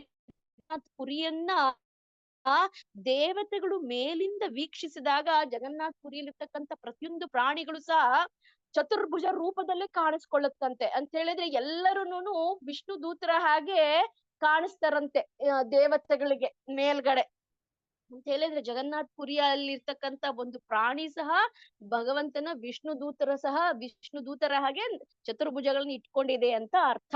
ಸೊ ಆ ಒಂದು ದೃಷ್ಟಿಯಲ್ಲಿ ನೋಡೋದಾದ್ರೆ ಜಗನ್ನಾಥನ ಮಹಾಪ್ರಸಾದದ ಮಹಿಮೆ ಅಗಾಧವಾಗಿರ್ತಕ್ಕಂಥದ್ದು. ಇಂತಹ ಮಹಾಪ್ರಸಾದ ಸೇವೆಯೇ ಜಗನ್ನಾಥಪುರಿಯಲ್ಲಿ ಮುಖ್ಯ ಸೇವೆ. ಅದನ್ನ ಇಡೀ ಜಗತ್ತಿಗೆ ಶ್ರೀಲ ಪ್ರಭುಪಾದ್ರು ಜಗನ್ನಾಥನ ರಥಯಾತ್ರೆಗಳ ಮೂಲಕ ಜನರಿಗೆ ತೋರಿಸ್ಲಿಕ್ಕೋಸ್ಕರ ಕರುಣೆಯಿಂದ ಜಗನ್ನಾಥನ ರಥಯಾತ್ರೆಗಳನ್ನ ಎಲ್ಲಾ ಕಡೆಗೂ ಶ್ರೀಲ ಪ್ರಭುಪಾದ್ರು ಚಾಲನೆ ಮಾಡಿದ್ರು. ರಥೇಚ ವಾಮನಂ ದೃಷ್ಟ ಪುನರ್ಜನ್ಮನ ವಿದ್ಯತೆ ಅಂತ ಏನ್ ಹೇಳಿ ನಾವ್ ಹೇಳ್ತೀವಿ. ರಥದಲ್ಲಿ ಜಗನ್ನಾಥನ ದರ್ಶನ ಮಾತ್ರದಿಂದನೇ ನಮ್ಮ ಸಕಲ ಕೇಡುಗಳು, ನಮ್ಮಲ್ಲಿರ್ತಕ್ಕಂಥ ಸಕಲ ಪಾಪಗಳು ತೊಳೆದು ಹೋಗಿ ನಾವು ಪರಿಶುದ್ಧರಾಗ್ತೀವಿ. ಭಗವಂತನ ಪ್ರತಿ ಸ್ವಲ್ಪವಾದ್ರೂ ನಮಗೆ ಒಂದು ಭಕ್ತಿ ಪ್ರೀತಿ ಉಂಟಾಗುತ್ತೆ ಅನ್ನೋದು ಇದೇ ಕಾರಣಕ್ಕೋಸ್ಕರ. ಅಷ್ಟು ಕರುಣಾಳು ಜಗನ್ನಾಥ ತನ್ನ 2 ಕೈಗಳನ್ನ ಮುಂದೆ ಚಾಚಿ ಪ್ರತಿಯೊಂದು ಜೀವಿಯನ್ನು ಸಹ ಆಲಿಂಗನ ಮಾಡ್ಕೊಳ್ಳಿಕ್ಕೆ ಭಗವಂತ ಕಾಯ್ತಾ ಇದ್ದಾನೆ ಜಗನ್ನಾಥಪುರಿಯಲ್ಲಿ.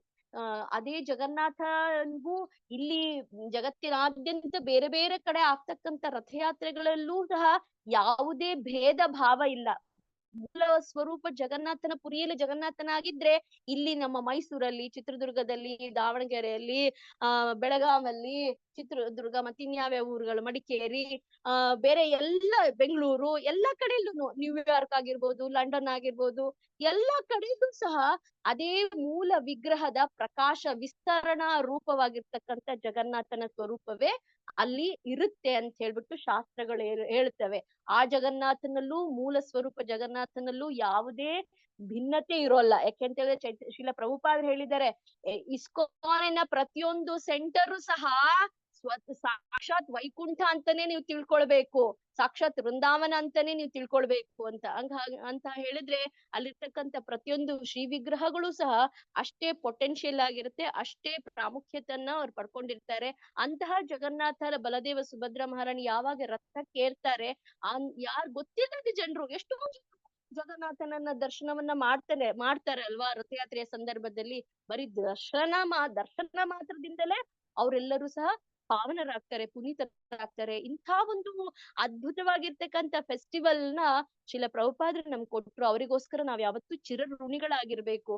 ಜಗನ್ನಾಥನ ರಥಯಾತ್ರೆ ನೋಡಿ, ಇಟ್ಸ್ ವೆರಿ ಲೈಕ್ ಸೆಲೆಬ್ರೇಷನ್. ಒಂಥರ ಎಲ್ಲಾ ಫೆಸ್ಟಿವಲ್ಸ್ ಗಳಿಗೂ ನಾವು ನಮ್ಮ ವೈಷ್ಣವ ಸಂಪ್ರದಾಯದಲ್ಲಿ ಉಪವಾಸ ಮಾಡ್ತೀವಿ, ಎಲ್ಲದಕ್ಕೂ ಉಪವಾಸ ಮಾಡ್ತೀವಿ. ಆಲ್ಮೋಸ್ಟ್ ಆಲ್ ಪ್ರತಿ ತಿಂಗಳು ಸಹ 2 ಏಕಾದಶಿ ಇರುತ್ತೆ, ಅದ್ರ ಜೊತೆಯಲ್ಲಿ ಯಾರ್ದಾದ್ರೂ ಆವಿರ್ಭಾವ ತಿಥಿ ಅಥವಾ ತಿರೋಭಾವ ತಿಥಿ ಇರುತ್ತೆ, ಅದಕ್ಕೂ ಸಹ ಮಾಡ್ತೀವಿ ಎಲ್ಲಾ ಫೆಸ್ಟಿವಲ್. ಜಗನ್ನಾಥನ ರಥಯಾತ್ರೆ ಹಂಗಲ್ಲ. ಜಗನ್ನಾಥನ ರಥಯಾತ್ರೆಯ ಪ್ರಾರಂಭಕ್ಕಿಂತ ಮುಂಚೆ ಪ್ರಸಾದ ಚೆನ್ನಾಗ್ ಗಡದಾಗ ತಿನ್ಕೊಂಡ್ಬಿಡೋದು, ಆಮೇಲೆ ರಥ ಎಳಿಯೋದು. ರಥ ಎಳಿಯೋ ಸಂದರ್ಭದಲ್ಲೂ ಸಹ ಪ್ರಸಾದ ವಿತರಣೆ ನಡೀತಾ ಇರುತ್ತೆ, ಅಲ್ಲೂ ಪ್ರಸಾದ ತುಂಬಿಸ್ಕೊಳ್ಳೋದು. ಆಮೇಲೆ ಜಗನ್ನಾಥನ ರಥಯಾತ್ರೆ ಮುಗ್ದು ಲಾಸ್ಟ್ ಪಾಯಿಂಟ್ ಬಂದಾಗ ವಾಪಸ್ ಅಲ್ಲೂ ಕೀರ್ತನೆ, ಎಲ್ಲ ನೃತ್ಯ ಆರತಿ ಆದ್ಮೇಲೆ ಮತ್ತೆ ವಾಪಸ್ ಪ್ರಸಾದ. ಆದ್ರೆ ಜಗನ್ನಾಥ ಪ್ರಸಾದ ಓನ್ಲಿ, ಫುಲ್ ಕರುಣೆ. ಅಷ್ಟು ಕರುಣೆಯಲ್ಲಿ ನಮ್ಗೆ ಫುಲ್ ಪ್ರಸಾದವನ್ನೇನೆ ಜಗನ್ನಾಥನ ರಥಯಾತ್ರೆಯಲ್ಲಿ ಸೇವಿಸ್ಲಿಕ್ಕೆ ನಮ್ಗೆ ಸಿಗ್ತಾ ಇರುತ್ತೆ. ಇದು ಆಕ್ಚುಲಿ ಜಗನ್ನಾಥನ ಲೀಲೆಗಳ ಬಗ್ಗೆ ನಮ್ಗೆ ಆಸಕ್ತಿ ಉಂಟಾಗ್ಲಿಕ್ಕೆ ಕಾರಣ ಪರಮ ಪೂಜ್ಯ ಭಕ್ತಿ ಪುರುಷೋತ್ತಮ ಸ್ವಾಮಿ ಮಹಾರಾಜರು. ಭಕ್ತಿ ಪುರುಷೋತ್ತಮ ಸ್ವಾಮಿ ಮಹಾರಾಜರು ನಮ್ಮ ಇಸ್ಕಾನ್ ಅಲ್ಲಿ ಒರಿಸ್ಸಾದವರು. ಅವರು ನಾವ್ ದುಬೈಲಿ ಇರ್ಬೇಕಾದ್ರೆ 2004 2005ರಲ್ಲಿ ಯಾವಾಗ್ಲೂ ಅವ್ರು ತುಂಬಾ ಬರ್ತಿದ್ರು. ಬರ್ಬೇಕಾದ್ರೆ ಮಹಾರಾಜರು ಅಲ್ಲಿ ಬಂದಾಗೆಲ್ಲ ಹೆಚ್ಚಿನದಾಗಿ ನಾವೆಲ್ಲರೂ ಕೇಳಲ್ಪಡ್ಲಿಕ್ಕೆ ಇಚ್ಛೆ ಪಡ್ತಿದ್ದು ಜಗನ್ನಾಥ ಲೀಲೆಗಳನ್ನ. ಸೊ ಜಗನ್ನಾಥ ಲೀಲೆಗಳನ್ನ ಮಹಾರಾಜ್ ತುಂಬಾ ಚೆನ್ನಾಗಿ ವರ್ಣಿಸೋರು. ಅದ್ರ ಜೊತೆಯಲ್ಲಿ ಜಗನ್ನಾಥ ಪುರಿಯಲ್ಲಿ ಸೇವೆ ಮಾಡ್ತಾರಲ್ಲ, 2 ತರ ಸೇವಕರಿದ್ದಾರೆ ಭಗವಂತನ ಸೇವಕರಲ್ಲಿ. ಒಬ್ರು ದೈತಪತಿಗಳು, ಇನ್ನೊಬ್ರು ಭಗವಂತನ ಒಳಗಡೆ ಗರ್ಭಗೃಹದಲ್ಲಿ ಸೇವೆ ಮಾಡ್ತಕ್ಕಂತ ಪಾಂಡಗಳು. ಅವ್ರಿಗೆ ಮಹಾಪಾತ್ರ, ಭೀತರಕ್ಷು ಮಹಾಪಾತ್ರ ಅಂತ ಅವ್ರಿಗೆ ಕರೀತಾರೆ. ಸೊ ಇವರು ಎರಡು ವೆರೈಟಿಯ ಸೇವಕರು ಬಂದ್ಬಿಟ್ಟು ಇಂದ್ರದ್ಯುಮ್ನ ಮಹಾರಾಜನ ಮಂತ್ರಿ ಯಾರಿದ್ರು ವಿದ್ಯಾಪತಿ, ಆ ವಿದ್ಯಾಪತಿಗೆ ಇಬ್ರು ಹೆಂಡತಿಯರಲ್ವಾ. ಒಬ್ಳು ಬಂದ್ಬಿಟ್ಟು ಶಬರ ರಾಜನ ಮಗಳು ಲಲಿತಾ. ಲಲಿತೆಯ ವಂಶಜರೆಲ್ಲ ಕುಟುಂಬದವರೆಲ್ಲ ದೈತಪತಿಗಳು. ಅವರು ಈ ರಥಯಾತ್ರೆಯ ಸಂದರ್ಭದಲ್ಲಿ ಬರ್ತಾರೆ, ಏಕೆಂದ್ರೆ ಅವರು ಶಬರರು ಅಂತ ಹೇಳಿದ್ರೆ ಹಿಂದಿನ ಕಾಲದಲ್ಲಿ ಕಾಡು ವಾಸಿಗಳು. ಅವರು ಇವತ್ತಿಗೂ ಸಹ ಅವರ ದೇಹ ದಾಢ್ರ್ಯತೆ ಹೇಗಿದೆ ಅಂತ ಹೇಳಿದ್ರೆ ದಷ್ಟಪುಷ್ಟವಾಗಿ ತುಂಬಾ ಬಲಕಟ್ಟಾಗಿರ್ತಾರೆ ಅವರು. ಆಮೇಲೆ ಇನ್ನೊಬ್ಬಳು ಹೆಂಡತಿ ವಿದ್ಯಾಪತಿಗೆ ಬಂದ್ಬಿಟ್ಟು ಬ್ರಾಹ್ಮಣ ಸ್ತ್ರೀ. ಸೊ ಆ ಬ್ರಾಹ್ಮಣ ಸ್ತ್ರೀಯಿಂದ ಉತ್ಪನ್ನವರಾಗಿರ್ತಕ್ಕಂಥ ಸಂತಾನ ಅವರೆಲ್ಲರನ್ನು ಬ್ರಾಹ್ಮಣರಾಗಿ ಅವರು ಭಗವಂತನ ಏನು ಜಗನ್ನಾಥನ ನಿಜ ಸ್ವರೂಪ ಇದೆ ಅದನ್ನ ಗರ್ಭಗೃಹದಲ್ಲಿ ವೇದ ಪಾಠಗಳಿಂದ ಅವರು ಅವನ ಸೇವೆಯನ್ನ ಮಾಡ್ತಾರೆ ಮಂತ್ರತಂತ್ರಗಳಿಂದ. ಸೊ ಹೀಗೆ ಎರಡೂ ಕುಟುಂಬದವರಿಗೂ ಸಹ ಒಂದೇ ತಂದೆ, ಬಟ್ 2 ಲಿನೇಜ್, 2 ಕುಟುಂಬದವರಿಗೂ ಸಹ ಭಗವಂತನ ಸೇವೆಯನ್ನ ಭಗವಂತ ಕರುಣಿಸಿದ್ದಾನೆ. ಈ ಒಂದು ತಿಂಗಳ ಈ ಒಂದು ಜಗನ್ನಾಥನ ಫೆಸ್ಟಿವಲ್ ಏನ್ ನಡೀತಾ ಇದೆ, ಈ ಫೆಸ್ಟಿವಲ್ ಅಲ್ಲಿ ಮುಖ್ಯವಾಗಿ ದೈತಪತಿಗಳೇ ಬರ್ತಾರೆ. ದೈತಪತಿಗಳು ಯಾಕೆಂದ್ರೆ ಭಗವಂತ ಜಗನ್ನಾಥನ ಶ್ರೀ ವಿಗ್ರಹ ತುಂಬಾ ಭಾರವಾಗಿದ್ದಾನೆ ಮತ್ತು ತುಂಬಾ ಎತ್ತರವಾಗಿ ತುಂಬಾ ದಪ್ಪವಾಗಿದ್ದಾನೆ ಜಗನ್ನಾಥನ ಶ್ರೀ ವಿಗ್ರಹ. ನಿಜವಾಗ್ಲೂ ನೋಡ್ಬೇಕಂತ ಹೇಳಿದ್ರೆ ದಾರು ಬ್ರಹ್ಮ ಅಂತ ನಾವೇನವನ್ನ ಕರಿತೀವಿ. ಅವನನ್ನ ಒಬ್ರು ಇಬ್ರು ರತ್ನಪೀಠದಿಂದ ಕೆಳಗಡೆ ಇಳಿಸಿ ರಥಕ್ಕೆ ಅವನನ್ನ ಕೂರಿಸ್ಲಿಕ್ಕೆ ಸಾಧ್ಯ ಇಲ್ಲ.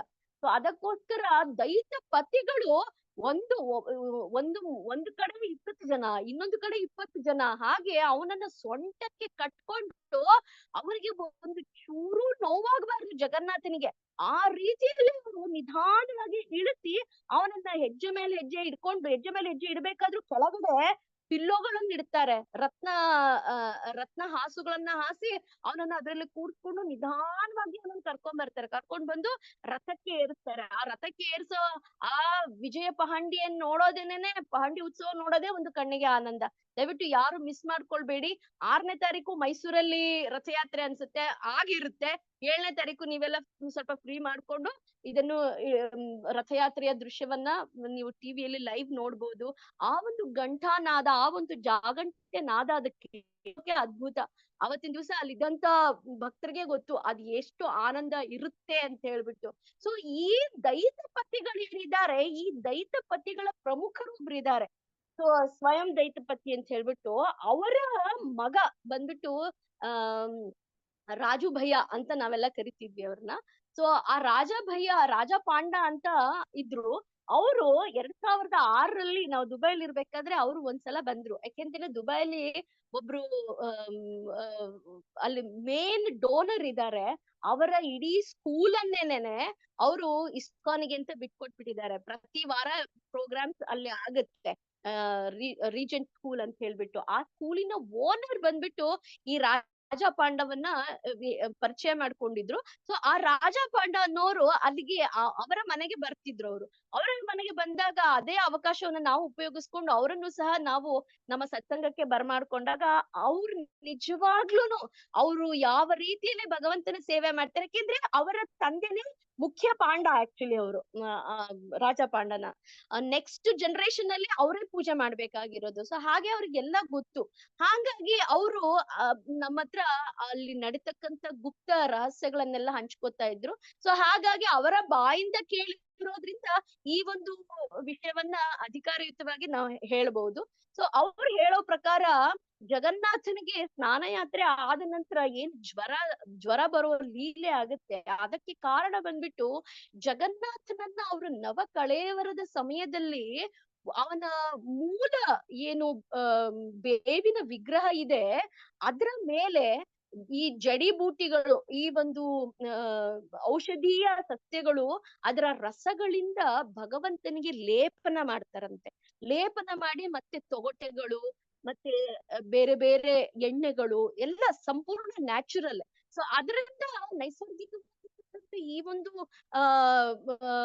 ವಸ್ತುಗಳಿಂದ ಭಗವಂತನನ್ನ ಸಂಪೂರ್ಣ ಸಜ್ಜುಗೊಳಿಸ್ತಾರಂತೆ. ಅದರ ಅರ್ಥ ಅವ್ರು ಹೇಳೋದು, ಯಾವ ರೀತಿಯಲ್ಲಿ ನಾವು ಮನುಷ್ಯರಿಗೆ ಮೂಳೆ ಇದೆ, ಮೂಳೆಯ ಮೇಲೆ ಮಾಂಸ ಮಜ್ಜೆಗಳಿದೆ, ಅದ್ರ ಒಳಗೆ ರಕ್ತ ಪ್ರವಹಿಸುತ್ತೆ, ಅದರ ಮೇಲೆ ಬಂದ್ಬಿಟ್ಟು ನಮಗೆ ಚರ್ಮದ ಹೊದಿಕೆ ಇದೆ. ಅದೇ ರೀತಿಯಲ್ಲಿ ಭಗವಂತನನ್ನ ಅವ್ರು ತಯಾರು ಮಾಡ್ತಾರಂತೆ. ಈ ಒಂದು ಮೂಲ ವಿಗ್ರಹ ಬಂದು ಅದು ಮೂಳೆಯ ಸ್ವರೂಪ, ಮೇಲೆ ಈ ಲೇಪನಗಳೆಲ್ಲ ಬಂದ್ಬಿಟ್ಟು ಮಾಂಸ ಮಜ್ಜಾದಿಗಳು ಅಥವಾ ಮತ್ತೆ ತೊಗಟೆಯ ಹೊದಿಕೆಗಳು, ಇದೆಲ್ಲ ಭಗವಂತನ ಚರ್ಮ ಅನ್ನೋ ರೀತಿಯಲ್ಲಿ ಅವ್ರು ಅವನನ್ನ ಸಿದ್ಧಪಡಿಸ್ತಾರಂತೆ. ಸೊ ಹಾಗೆ ಸಿದ್ಧಪಡಿಸಿದಾಗ ಭಗವಂತ ಜಗನ್ನಾಥನಿಗೆ ಇನ್ನೊಂದು ಹೆಸರಿದೆ ದ ಲಿವಿಂಗ್ ಗಾಡ್ ಅಂತ ಹೇಳಿದ್ರೆ ಅವನು ನಮ್ಮಂತೆ ಉಸಿರಾಡ್ತಾನೆ, ನಮ್ಮಂತೆಯೇ ಅವನಿಗೆ ಭಾವನೆಗಳಿದೆ, ನಮ್ಮಂತೆ ಮನುಷ್ಯರ ರೀತಿಯಲ್ಲೇ ಅವನು ಅನೇಕ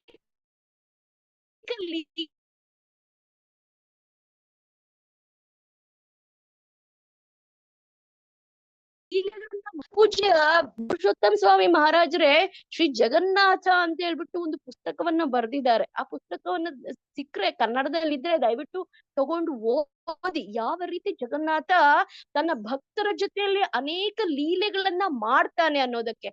ಸೊ ಆ ಒಂದು ಕಾರಣಕ್ಕೋಸ್ಕರ ಯಾವಾಗ ಇವರು ನೀರಾಕಿ ಅವನಿಗೆ ಸ್ನಾನ ಪೌರ್ಣಿಮೆ ದಿವಸ ಸ್ನಾನ ಮಾಡಿಸ್ತಾರೆ, ಅವನಿಗೆ ಅದರಿಂದ ಜ್ವರ ಬರುತ್ತೆ ಅಂತ. ಜ್ವರ ಬರುದು ನಿಜವೇ ಅಂತ ನಾವು ಕೇಳಿದಾಗ ಅವ್ರು ಹೇಳಿದ್ರು, ಹೌದು ಖಂಡಿತವಾಗ್ಲು ಅಂತೆ. ಸಂಜೆ ಹೊತ್ತಲ್ಲಿ ಇವರೆಲ್ಲ ಚಿಕ್ಕವ್ರು ಇರ್ಬೇಕಾದ್ರೆ ಅವ್ರ ತಂದೆ ದೈತಪತಿಗಳಲ್ವಾ, ಜ್ವರ ಬಂದ ಆಕ್ಚುಲಿ ಜಗನ್ನಾಥನ ಸ್ನಾನ ಪೌರ್ಣಮಿಯ ದಿವಸ ಸ್ನಾನ ಘಟ್ಟಕ್ಕೆ ಕರ್ಕೊಂಡ್ಬರೋರು ದೈತಪತಿಗಳೇ. ಅವತ್ತಿಂದ ಅವರ ಸೇವೆ ಶುರುವಾಗುತ್ತೆ. ಅವತ್ತಿಂದ ಶುರುವಾಗಿದ್ದು ನೀಲಾದ್ರಿ ವಿಜಯ ಆಗಿದ ಮರು ದಿವಸದವರೆಗೂ ಅವರ ಸೇವೆ ನಿರಂತರವಾಗಿರುತ್ತೆ. 1 ತಿಂಗಳು ಅಲ್ಲಿವರೆಗೂ ದೈತಪತಿಗಳ ಸೇವೆ ಮಾಡೋದು ಭಗವಂತನ ಸೇವೆಯನ್ನ. ಇನ್ಯಾರುನು ಭಗವಂತನ ಹತ್ರ ಹೋಗಕ್ಕಾಗಲ್ಲ. ಇದೆಲ್ಲ ಗುಪ್ತವಾಗಿರೋ ಮಾತುಗಳು. ನಿಜವಾಗ್ಲೂ ಅವನಿಗೆ ಜ್ವರ ಬರುತ್ತೆ, ಅವನ ಮೈ ಮುಟ್ಟಿದ್ರೆ ಬಿಸಿ ಆಗ್ಬಿಟ್ಟಿರುತ್ತಂತೆ. ಅಂತ ಸಂದರ್ಭದಲ್ಲಿ ಜಗನ್ನಾಥನಿಗೆ ಅವರು ಈ ಲೇಹಗಳನ್ನ, ಸೂಪ್ಗಳನ್ನ, ಕಿಚಡಿಗಳನ್ನ ಮತ್ತೆ ಕಷಾಯಗಳನ್ನ ಮಾಡಿ ಅದನ್ನ ಅವನಿಗೆ ಅರ್ಪಣೆ ಮಾಡ್ತಾರಂತೆ. ಅದರ ಜೊತೆಯಲ್ಲಿ ಈ ಒಂದು ಸ್ನಾನದಿಂದಾಗಿ ಅವನ ಮೇಲಿನ ಏನು ರಂಗು ಹೋಗಿರುತ್ತೋ ಆ ರಂಗುಗಳನ್ನ ಮತ್ತೆ ವಾಪಸ್ಸು ಅವ್ರು ತಗೊಂಡ್ಬಂದು ಅದೆಲ್ಲ ನ್ಯಾಚುರಲ್ ಆಗಿ ಗಿಡಗಳಿಂದ ಮಾಡಿರ್ತಕ್ಕಂಥದ್ದು. ಅದನ್ನ ವಾಪಸ್ಸು ಭಗವಂತನಿಗೆ ಮಾಡಿ ಅವನಿಗೆ ಮತ್ತೆ ಹೊಸವಾಗಿ ರೂಪವನ್ನು ಕೊಟ್ಟು ನವಕಳೇವರವಾಗಿ ನವ ಯೌವನವಾಗಿ ಅವನು ರೆಡಿ ಆಗ್ತಾನೆ. ನವ ಯೌವನವಾಗಿ ರೆಡಿ ಆದಾಗ ಯಾವಾಗ ಗುಂಡಿಚ ಮಾರ್ಜನದ ದಿವಸ ಬರುತ್ತೆ ಅವತ್ತು ವಾಪಸ್ಸು ಭಗವಂತನನ್ನ ರತ್ನ ವೇದಿಕೆಗೆ ಏರಿಸ್ತಾರೆ. ಏರಿಸಿ ಕೂರಿಸಿದಾಗ ಅವನು ಯೌವನಯುತವಾಗಿ ನವಯೌವನವಾಗಿ ಕಂಗೊಳಿಸ್ತಾ ಇರ್ತಾನೆ. ಅವತ್ತು ಮತ್ತೆ ನೇತ್ರೋನ್ಮೀಲನ ಅಂದ್ರೆ ಜ್ವರ ಬಂದಿತ್ತು, ಇವಾಗ ಜ್ವರದಿಂದ ಎದ್ದ, ಎಲ್ಲರಿಗೂ ದರ್ಶನ ಕೊಡ್ಲಿಕ್ಕೆ ಭಗವಂತ ರೆಡಿಯಾಗಿ ಕೂತಿದ್ದಾನೆ ಅನ್ನೋ ರೀತಿಯಲ್ಲಿ ಅವತ್ತು ಜಗನ್ನಾಥ್ ಪುರಿಯಲ್ಲಿ ಇಡೀ ಊರ್ನ ಜನರೆಲ್ಲರೂ they will throng to the temple. ಅವರೆಲ್ಲರೂ ಒಂದೇ ಸತಿ ದೇವಸ್ಥಾನಕ್ಕೆ ನುಗ್ಗು ಬರ್ತಾರೆ. ಇವತ್ತು ಜಗನ್ನಾಥನ ನವಯೌವನವಾಗಿ ಇರೋ ಜಗನ್ನಾಥನ ನಾವು ಫಸ್ಟ್ ದರ್ಶನ ಮಾಡ್ಬೇಕು. ತುಂಬಾ ರಶ್ ಇರುತ್ತೆ ಅವತ್ತು. ಜಗನ್ನಾಥನ ನವಯೌವನ ದರ್ಶನದಲ್ಲಿ ನೇತ್ರೋನ್ಮಿಲನ ಫಸ್ಟ್ ಕಣ್ ತೆರೆದು ನೋಡ್ತಾನೆ ಅನ್ನೋ ಒಂದು ದೃಷ್ಟಿಯಲ್ಲಿ ಆ ಒಂದು ದಿವಸ ಆಗಿ ಮರು ದಿವಸವೇನೆ ರಥಯಾತ್ರೆ. ರೆಡಿ, ಫುಲ್ ನಾನ್ ಎಲ್ಲ ರಿಕ್ಯುಪರೇಟಿಂಗ್ ಆಗ್ಬಿಟ್ಟಿದೀನಿ ಇವಾಗ, I am ready to go to the vacation ಅಂತ ಹೇಳ್ಬಿಟ್ಟು ಜಗನ್ನಾಥ ರಥಕ್ಕೆ ಏರ್ತಾನೆ. ಸೊ ಇಂಥ ಜಗನ್ನಾಥ ಅನೇಕ ಲೀಲೆಗಳನ್ನ ಮಾಡ್ಬೇಕಾದ್ರೆ ಅವನಿಗೆ ಈಗ ಅವನಿಗೆ ಎಲ್ಲ ಹಸಿವಾಗುತ್ತಂತೆ, ಜ್ವರ ಬರುತ್ತಂತೆ, ಇದೆಲ್ಲ ಇರ್ಬೇಕಾದ್ರೆ ಅವನಿಗೆ ಭಾವನೆಗಳು ಸಹ ಇರ್ಬೇಕು ತಾನೆ. ಸೊ ಭಾವನೆಗಳು ಇರ್ಬೇಕು ಅಂತ ಹೇಳಿದ್ರೆ ಭಗವಂತನಿಗೆ ಒಂದ್ ಚಿಕ್ಕ ಒನ್ 2 minutes ಪಾಸ್ ಟೈಮ್ ಹೇಳಿ, ಐ ಜಸ್ಟ್ ಫಿನಿಶ್. ಭಗವಂತ ನನ್ಗೆ ಭಾವನೆಗಳು ಸಹ ಇರ್ಬೇಕು ತಾನೆ. ಸೊ ಹಾಗೆ ಆ ಭಾವಗ್ರಾಹಿ ದಾರು ಬ್ರಹ್ಮ ಜಗನ್ನಾಥನ್ಗೆ ಆ ಒಂದು ಒಂದು ಲೀಲೆ ಆಗುತ್ತೆ ಅವನ ಜೊತೆಯಲ್ಲಿ. ನಾನ್ ತುಂಬಾ ಲೀಲೆ ರೆಡಿ ಮಾಡ್ಕೊಂಡಿದ್ದೆ, ಬಟ್ ಅರ್ಥ ಮಾಡಿಸ್ಕೊಂಡ್ ಹೇಳ್ತಾ ಹೋದ್ರೆ ಟೈಮೇ ಸಾಕಾಗಲ್ಲ. So I just finish of with only one pass time. So ಈ ಪಾಸ್ ಟೈಮ್ ಅಲ್ಲಿ ಏನಾಗುತ್ತೆ, ಜಗನ್ನಾಥನ್ಗುನು ಒಂದ್ಸತಿ ಅನ್ಸುತ್ತೆ ನಾನು ಹಲಸಿನ ಹಣ್ಣು ತಿನ್ಬೇಕು ಅಂತ ಅನ್ಸುತ್ತೆ. ಅದು ಯಾವಾಗ ಅನ್ಸುತ್ತೆ, ಮಧ್ಯರಾತ್ರಿಯಲ್ಲಿ ಅನ್ಸುತ್ತೆ ನಂಗೆ ಹಲಸಿನ ಹಣ್ಣು ತಿನ್ಬೇಕು ಅಂತ. ತಕ್ಷಣ ಜಗನ್ನಾಥ ಏನ್ ಮಾಡ್ತಾನೆ, ತನ್ನ ಮಂದಿರವನ್ನ ಬಿಟ್ಬಿಟ್ಟು ಒಂದು ಚಿಕ್ಕ ಕುಟೀರ ಇರುತ್ತೆ, ರಘುದಾಸ್ ಅಂತ ಹೇಳ್ಬಿಟ್ಟು ಜಗನ್ನಾಥನ ತುಂಬಾ ಪರಮ ಭಕ್ತ. ಅವ್ರು ತುಂಬಾ ಪರಮ ಭಕ್ತರು, ಸಾಧುಗಳಲ್ವಾ. ಸೊ ಅವರು ಎಲ್ಲಾರುನು ಎಲ್ಲಾರ ತರ ಇವ್ರು ಒಬ್ರು ಸಾಧುಗಳು ಅಂತ ಅನ್ಕೊಂಡಿರ್ತಾರೆ ಅಷ್ಟೇನೆ. ಬಟ್ ಅವರ ಮಹತ್ವ ಎಲ್ಲರಿಗೂ ಗೊತ್ತಿರಲ್ಲ. ಸೊ ಜಗನ್ನಾಥ್ ಏನ್ ಮಾಡ್ತಾನೆ, ಆ ರಘುದಾಸನ ಕುಟೀರಕ್ಕೆ ಹೋಗಿ ಬಾಗ್ಲು ಬಡಿತಾನೆ, ನಾಕ್ ನಾಕ್. ಸೊ ರಘುದಾಸ್ ಬಂದ್ಬಿಟ್ಟು ಬಾಗ್ಲು ತೆಗಿತಾನೆ. ಮಧ್ಯರಾತ್ರಿ ಆಗಿರುತ್ತೆ, ಜಗನ್ನಾಥನ್ ನಿಂತಿರ್ತಾನೆ. ತಕ್ಷಣ ರಘುದಾಸ್ ಏನ್ ಮಾಡ್ತಾನೆ, ದಂಡವತ್ ಮಾಡ್ಬಿಟ್ಟು, ಮಹಾಪ್ರಭು ನೀವೇನ್ ಇಷ್ಟು ರಾತ್ರಿ ಇಲ್ಲಿ ಬಂದಿದ್ದೀರಿ ಅಂತ ರಘುದಾಸ್ ಕೇಳ್ತಾನೆ. ಜಗನ್ನಾಥ ಏ ಬಾ ಬಾ ಬಾ ಅಂತ ಜಗನ್ನಾಥ ಕರೀತಾನೆ. ಅದಕ್ಕೆ ರಘುದಾಸ್ ಜಗನ್ನಾಥನನ್ನ ಒಬ್ಬ ಫ್ರೆಂಡ್ ತರ ಟ್ರೀಟ್ ಮಾಡ್ತಿರ್ತಾರೆ ರಘುದಾಸ್. ರಘುದಾಸ್ ಏ ಜಗನ್ನಾಥ ಸ್ವಾಮಿ ನೀವ್ ಒಳಗ್ ಬಾಪ್ಪ, ಒಂದ್ ಸ್ವಲ್ಪ ಕೂತ್ಕೋ, ಏನ್ ಮಧ್ಯರಾತ್ರಿಯಲ್ಲಿ ಇರ್ಲಿಕ್ ನನ್ನ ಎಳಿತಾ ಇದ್ಯಾ ಅಂತ ಕೇಳ್ತಾನೆ. ಜಗನ್ನಾಥ ಹೇಳ್ತಾನೆ, ರಘುದಾಸ ನನ್ಗೆ ತುಂಬಾ ಆಸೆ ಆಗಿದೆ ಕಣೋ, ಒಂದ್ ಸ್ವಲ್ಪ ಹೋಗೋಣ ಹಲಸಿನ ತಿನ್ಕೊಂಬರೋಣ ಅಂತ ಹೇಳ್ತೇನೆ. ರಘುದಾಸ್ ಹೇಳ್ತಾನೆ, ಅಲ್ಲ ಸ್ವಾಮಿ ನಿನ್ಗ ಹಲಸಿನ ಬೇಕು ಅಂತ ಹೇಳಿದ್ರೆ ನಾನ್ ದಿವಸದಲ್ಲಿ ಹೇಳಿದ್ರೆ ತಗೊಂಬಂದ್ ಕೊಡ್ತಿರ್ಲಿಲ್ವಾ? ಬೇಡ, ನಾನೇ ಹೋಗಿ ಪಾಂಡಗಳಿಗೆ ಹೇಳಿದ್ರೆ ಜಗನ್ನಾಥಂಗೆ ಯಾಕೋ ಹಲಸಿನ ತಿನ್ಬೇಕಂತ ಬೇಕಾದ್ರೆ ತಂದ್ ಕೊಡ್ತಿದ್ರಲ್ಲ, ಈ ಮಧ್ಯರಾತ್ರಿ ನಿಮ್ಗೆ ಹಲಸಿನ ತಿನ್ನೋಂಥದ್ದು ಅಂತ ಹೇಳ್ತಾರೆ ರಘುದಾಸ್. ಜಗನ್ನಾಥ ಹೇಳ್ತೇನೆ, ತುಂಬಾ ದಿವ್ಸ ಆಯ್ತ್ ಕಣೋ, ಕದ್ದು ತಿನ್ನೋ ಐಟಮ್ ಅಲ್ಲಿ ಇರೋ ರುಚಿ ಇಸ್ಕೊಂಡ್ ತಿನ್ನೋದ್ರಲ್ಲಿ ಇಲ್ಲ. ನಿಂಗ್ ಗೊತ್ತಿಲ್ವಾ, ನಾನ್ ವೃಂದಾವನದಲ್ಲಿ ಇದ್ದಾಗ ಏನೆಲ್ಲಾ ಚೋರಿ ಮಾಡಿ ತಿಂತಿದ್ದೆ, ಎಷ್ಟು ಸ್ವೀಟ್ಸ್ ಎಲ್ಲಾ ಕದ್ದು ತಿಂತಿದ್ದೆ, ಎಷ್ಟು ಮಕನ್ ಚೋರಿ ಮಾಡ್ತಿದ್ದೆ. ಆ ಟೇಸ್ಟ್ ಆ ಒಂದು ಟೇಸ್ಟ್ ಇದೆಯಲ್ಲ, ಅದು ಹೇಳಕ್ ಆಗಲ್ಲ ಕಣೋ, ಕದ್ದಿದ್ರಲ್ಲಿ ಬಾರಿ ರುಚಿ ಇರುತ್ತೆ, ಬಾರೋ ರಘುದಾಸ್ ಹೋಗೋಣ ಅಂತ ಜಗನ್ನಾಥ ಕರೀತಾನೆ. ಜಗನ್ನಾಥ್ ಹೇಳ್ತಾನೆ, ಅಯ್ಯೋ ಸ್ವಾಮಿ ಆಯ್ತಪ್ಪ ನಡಿ, ನಿನ್ ಆಸೆ ಯಾಕೆ ನಾನು ಇದ್ ಮಾಡ್ಲಿ ಅಂತ ಹೇಳಿ ಜಗನ್ನಾಥನ್ ಜೊತೆಗೆ ಹೋಗ್ತಾನೆ ರಘುದಾಸ್.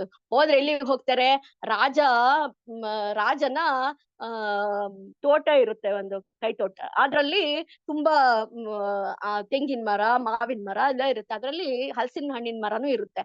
ಹಲಸಿನ ಹಣ್ಣ್ ಮರ ಇರುತ್ತೆ, ಅಲ್ಲಿಗ್ ಹೋಗ್ತಾರೆ. ಅಲ್ಲ ಕಾವಲು ಕಾಯಕ್ಕೆ ಅಂತ ಹೇಳ್ಬಿಟ್ಟು ಕಾವಲಿಗ್ರು ಸಹ ಇರ್ತಾರೆ. ಅವರೆಲ್ಲ ಮಲಗಿರ್ತಾರೆ, ಮಧ್ಯರಾತ್ರಿ ಅಲ್ವಾ. ಸೊ ಇವ್ರು ನಿಧಾನವಾಗಿ ಹೋಗ್ತಾರೆ. ಅವಾಗ ರಘುದಾಸ್ ಹೇಳ್ತಾನೆ, ನೋಡಪ್ಪ, ಎಲ್ಲಾದ್ರೂ ಸಿಕ್ ಬಿದ್ರೆ ನನಗ್ ಗೊತ್ತಿಲ್ಲ, ನಿಂದೇನೆ, ನಿನಗೇನೆ ಎಲ್ಲ ಜವಾಬ್ದಾರಿ ಅಂತ ರಘುದಾಸ್ ಹೇಳ್ತೇನೆ. ಪರವಾಗಿಲ್ಲ ಕಣೋ, ಬಾರೋ, ನಾನು ಇದೀನಿ, ಯಾಕೆ ಹೆದರ್ತೀಯ ಅಂತ ಜಗನ್ನಾಥ ಕರ್ಕೊಂಡು ಹೋಗ್ತಾನೆ. ಕರ್ಕೊಂಡು ಹೋದಾಗ ಜಗನ್ನಾಥ್ ಹೇಳ್ತಾನೆ, ಏನ್ ನೋಡೋ, ಈ ಮರದಲ್ಲಿ ಒಳ್ಳೆ ಪರಿಮಳ ಬರ್ತಿದೆ, ರಘು ಹತ್ತೋ ಮೇಲೆ ಅಂತ ಹೇಳ್ತೇನೆ. ರಘುದಾಸ್ ಹೇಳ್ತೇನೆ, ನಾನೇನೋ ಹಚ್ತೀನಿ, ನೀನ್ ಹಿಡಿಯಕ್ ರೆಡಿ ಇರ್ಬೇಕು ಅಷ್ಟೇನೆ ಕೆಳಗಡೆ ಅಂತ ರಘುದಾಸ್ ಹೇಳ್ತೇನೆ. ಆಯ್ತ್ ಕೊಡೋ, ನೋಡ, ನಾನು ಇಲ್ಲೇ ನಿಂತ್ಕೊಂಡಿದ್ದೀನಿ, ನಾನೆಲ್ಲೂ ಹೋಗಲ್ಲ, ನಾನೇ ತಾನೇ ನಿನ್ ಕರ್ಕೊಂಡ್ ಬಂದಿದ್ದೀನಿ, ನನಗ್ ಹಲಸಿನ ತಿನ್ಬೇಕು ಅಂತ. ನಾನ್ ಎಲ್ಲಿಗೋ ಹೋಗ್ಲಿ ಅಪ್ಪ, ನಿನ್ನ ನಂಬಕ್ ಆಗಲ್ಲಪ್ಪ, ನೀನ್ ಯಾವಾಗ ಬೇಕಾದ್ರೂ ಕೈ ಕೊಟ್ಬಿಡ್ತೀಯಾ ಅಂತ ರಘುದಾಸ್ ಹೇಳ್ತೇನೆ. ಇಲ್ಲ ಕಣೋ, ನಿಜವಾಗ್ಲೂ ನನಗೆ ಹಲಸಿನ ತಿನ್ಬೇಕು, ನೀನ್ ಹತ್ತೋ ಮೇಲೆ ಮರನ ಕೊಯ್ಯೋ ಅಲ್ಲಿಂದ, ನಾನ್ ನೋಡಿರ್ಲಿ, ನಾನು ಉತ್ತರಿಯ ಹಿಡ್ಕೊಂಡ್ಬಿಟ್ಟು ಇಲ್ಲಿ ನಿಂತ್ಕೊಂಡಿದೀನಿ, ನಿನಗೆ ಕಿತ್ತು ನಾನು ಉತ್ತರಿಯದಲ್ಲಿ ಹಾಕು, ನಾನು ಹಿಡ್ಕಂತೀನಿ ಅಂತ ಭಗವಂತ ಹೇಳ್ತಾನೆ. ಸರಿ ಅಂತೇಳಿ ರಘುದಾಸ್ ಹಲಸಿನ ಮರಕ್ ಹತ್ತಾನೆ. ಹತ್ಬಿಟ್ಟು ಒಂದ್ ಹಣ್ಣು ಕೀಳ್ತಾನೆ, ಒಳ್ಳೆ ಹಣ್ಣಾಗಿರೋದನ್ನ ಕಿತ್ಬಿಟ್ಟು ಕೆಳಗ್ ನೋಡ್ತಾನೆ. ಜಗನ್ನಾಥ ಅಲ್ಲಿರ್ತಾನೆ, ಇದ್ಯಾ ನೀನಲ್ಲಿ, ನಾನ್ ಹಾಕ್ತೀನಿ ನೋಡಿ, ಇವಾಗ ಹಿಡ್ಕೋ ಗಟ್ಟಿಗೆ ಅಂತ ರಘುದಾಸ್ ಹೇಳ್ತಾನೆ. ಕಡೆ ಹಾಕೋ, ನಾನು ಇಲ್ಲೇ ಇದ್ದೀನಿ ಅಂತ ಉತ್ತರಿಯನ್ನು ಚಾಚ್ಬಿಟ್ಟು ಜಗನ್ನಾಥ ಹಿಂಗ್ ನಿಂತ್ಕೊಂಡಿರ್ತಾನೆ. ರಘುದಾಸ್ ಆ ಹಣ್ಣು ಕಿತ್ಬಿಟ್ಟು ಮೇಲಿಂದ ಹಾಕ್ತಾನೆ. ಹಾಕಿದ್ರೆ ಒಂದಷ್ಟು ಢಾಪ್ ಅಂತ ಸೌಂಡ್ ಬರುತ್ತೆ. ಢಾಪ್ ಅಂತ ಸೌಂಡ್ ಬಂದಿತ್ತೂನು ಅಲ್ಲಿ ಇದ್ದವ್ರೆಲ್ಲರೂನು ಓಡ್ ಬರ್ತಾರೆ, ಮಲ್ಕೊಂಡಿರೋರು ಕಾವಲ್ಗಾರರು. ಏನಿದು ಇಷ್ಟು ದೊಡ್ಡ ಸೌಂಡ್ ಆಯ್ತಲ್ಲ ಅಂತ ಹೇಳಿದ್ರೆ, ನೋಡಿದ್ರೆ ಉತ್ತರಿಯದ ಮೇಲೆ, ಉತ್ತರಿಯ ಬಿಟ್ಬಿಟ್ಟು ಜಗನ್ನಾಥ ಮಾಯ, ಅಲ್ಲಿ ಇಲ್ವೇ ಇಲ್ಲ. ಇಡೀ ಹಣ್ಣು 2 ಹೋಳಾಗ್ಬಿಟ್ಟಿದೆ. ಆಮೇಲೆ ಅಲ್ಲಿ ಇದು ಕಾವಲ್ಗಾರೆಲ್ಲ ಬರ್ತಾರೆ. ಅಯ್ಯೋ, ಇದೆಂಗ ಹಲಸಿನ ಹಣ್ಣು ಹಂಗ್ ಬೀಳಕ್ ಸಾಧ್ಯ ಇಲ್ವಲ್ಲ ಅಂತೇಳಿ ಎಲ್ಲಾ ಕಡೆ ನೋಡಿ ಮೇಲ್ ನೋಡ್ತಾರೆ. ಮೇಲ್ ನೋಡಿದ್ರೆ ರಘುದಾಸ್ ಕಾಣುತ್ತಾನೆ. ಅಯ್ಯೋ, ನಿಮಿಗೇನ್ ಬಂದಿದ್ದೆ ಸಾಧುಗಳೇ, ನೀವ್ಯಾಕೆ ಹಣ್ಣನ್ನ ಕದಿಯಕ್ ಹೋದ್ರಿ, ಇಳಿರಿ ಅಂತ ಹೇಳಿ ಇಳಿಸ್ತಾರೆ. ಇಳಿಸಾದ್ಮೇಲೆ ಈಗ ಯಾರತ್ರ ಏನಂತ ಹೇಳೋದು? ರಘುದಾಸ್, ಯಾಕ್ರಿ ಹಣ್ ಕದಿಯಕ್ ಬಂದಿದ್ದೀರಿ, ರಾಜ್ರ ತೋಟಕ್ಕೆ ಯಾರು ಬರ್ಬಾರ್ದಂತ ಗೊತ್ತಿಲ್ವಾ ನಿಮ್ಗೆ ಅಂತ ಕಾವಲ್ಗಾರ ಹೇಳ್ತಾರೆ. ಅವಾಗ ರಘುದಾಸು ಸುಮ್ನೆ ನಿಂತ್ಕೋತಾರೆ. ಏನು ಅಂತ ಹೇಳೋದು ಇವ್ರಿಗೆ?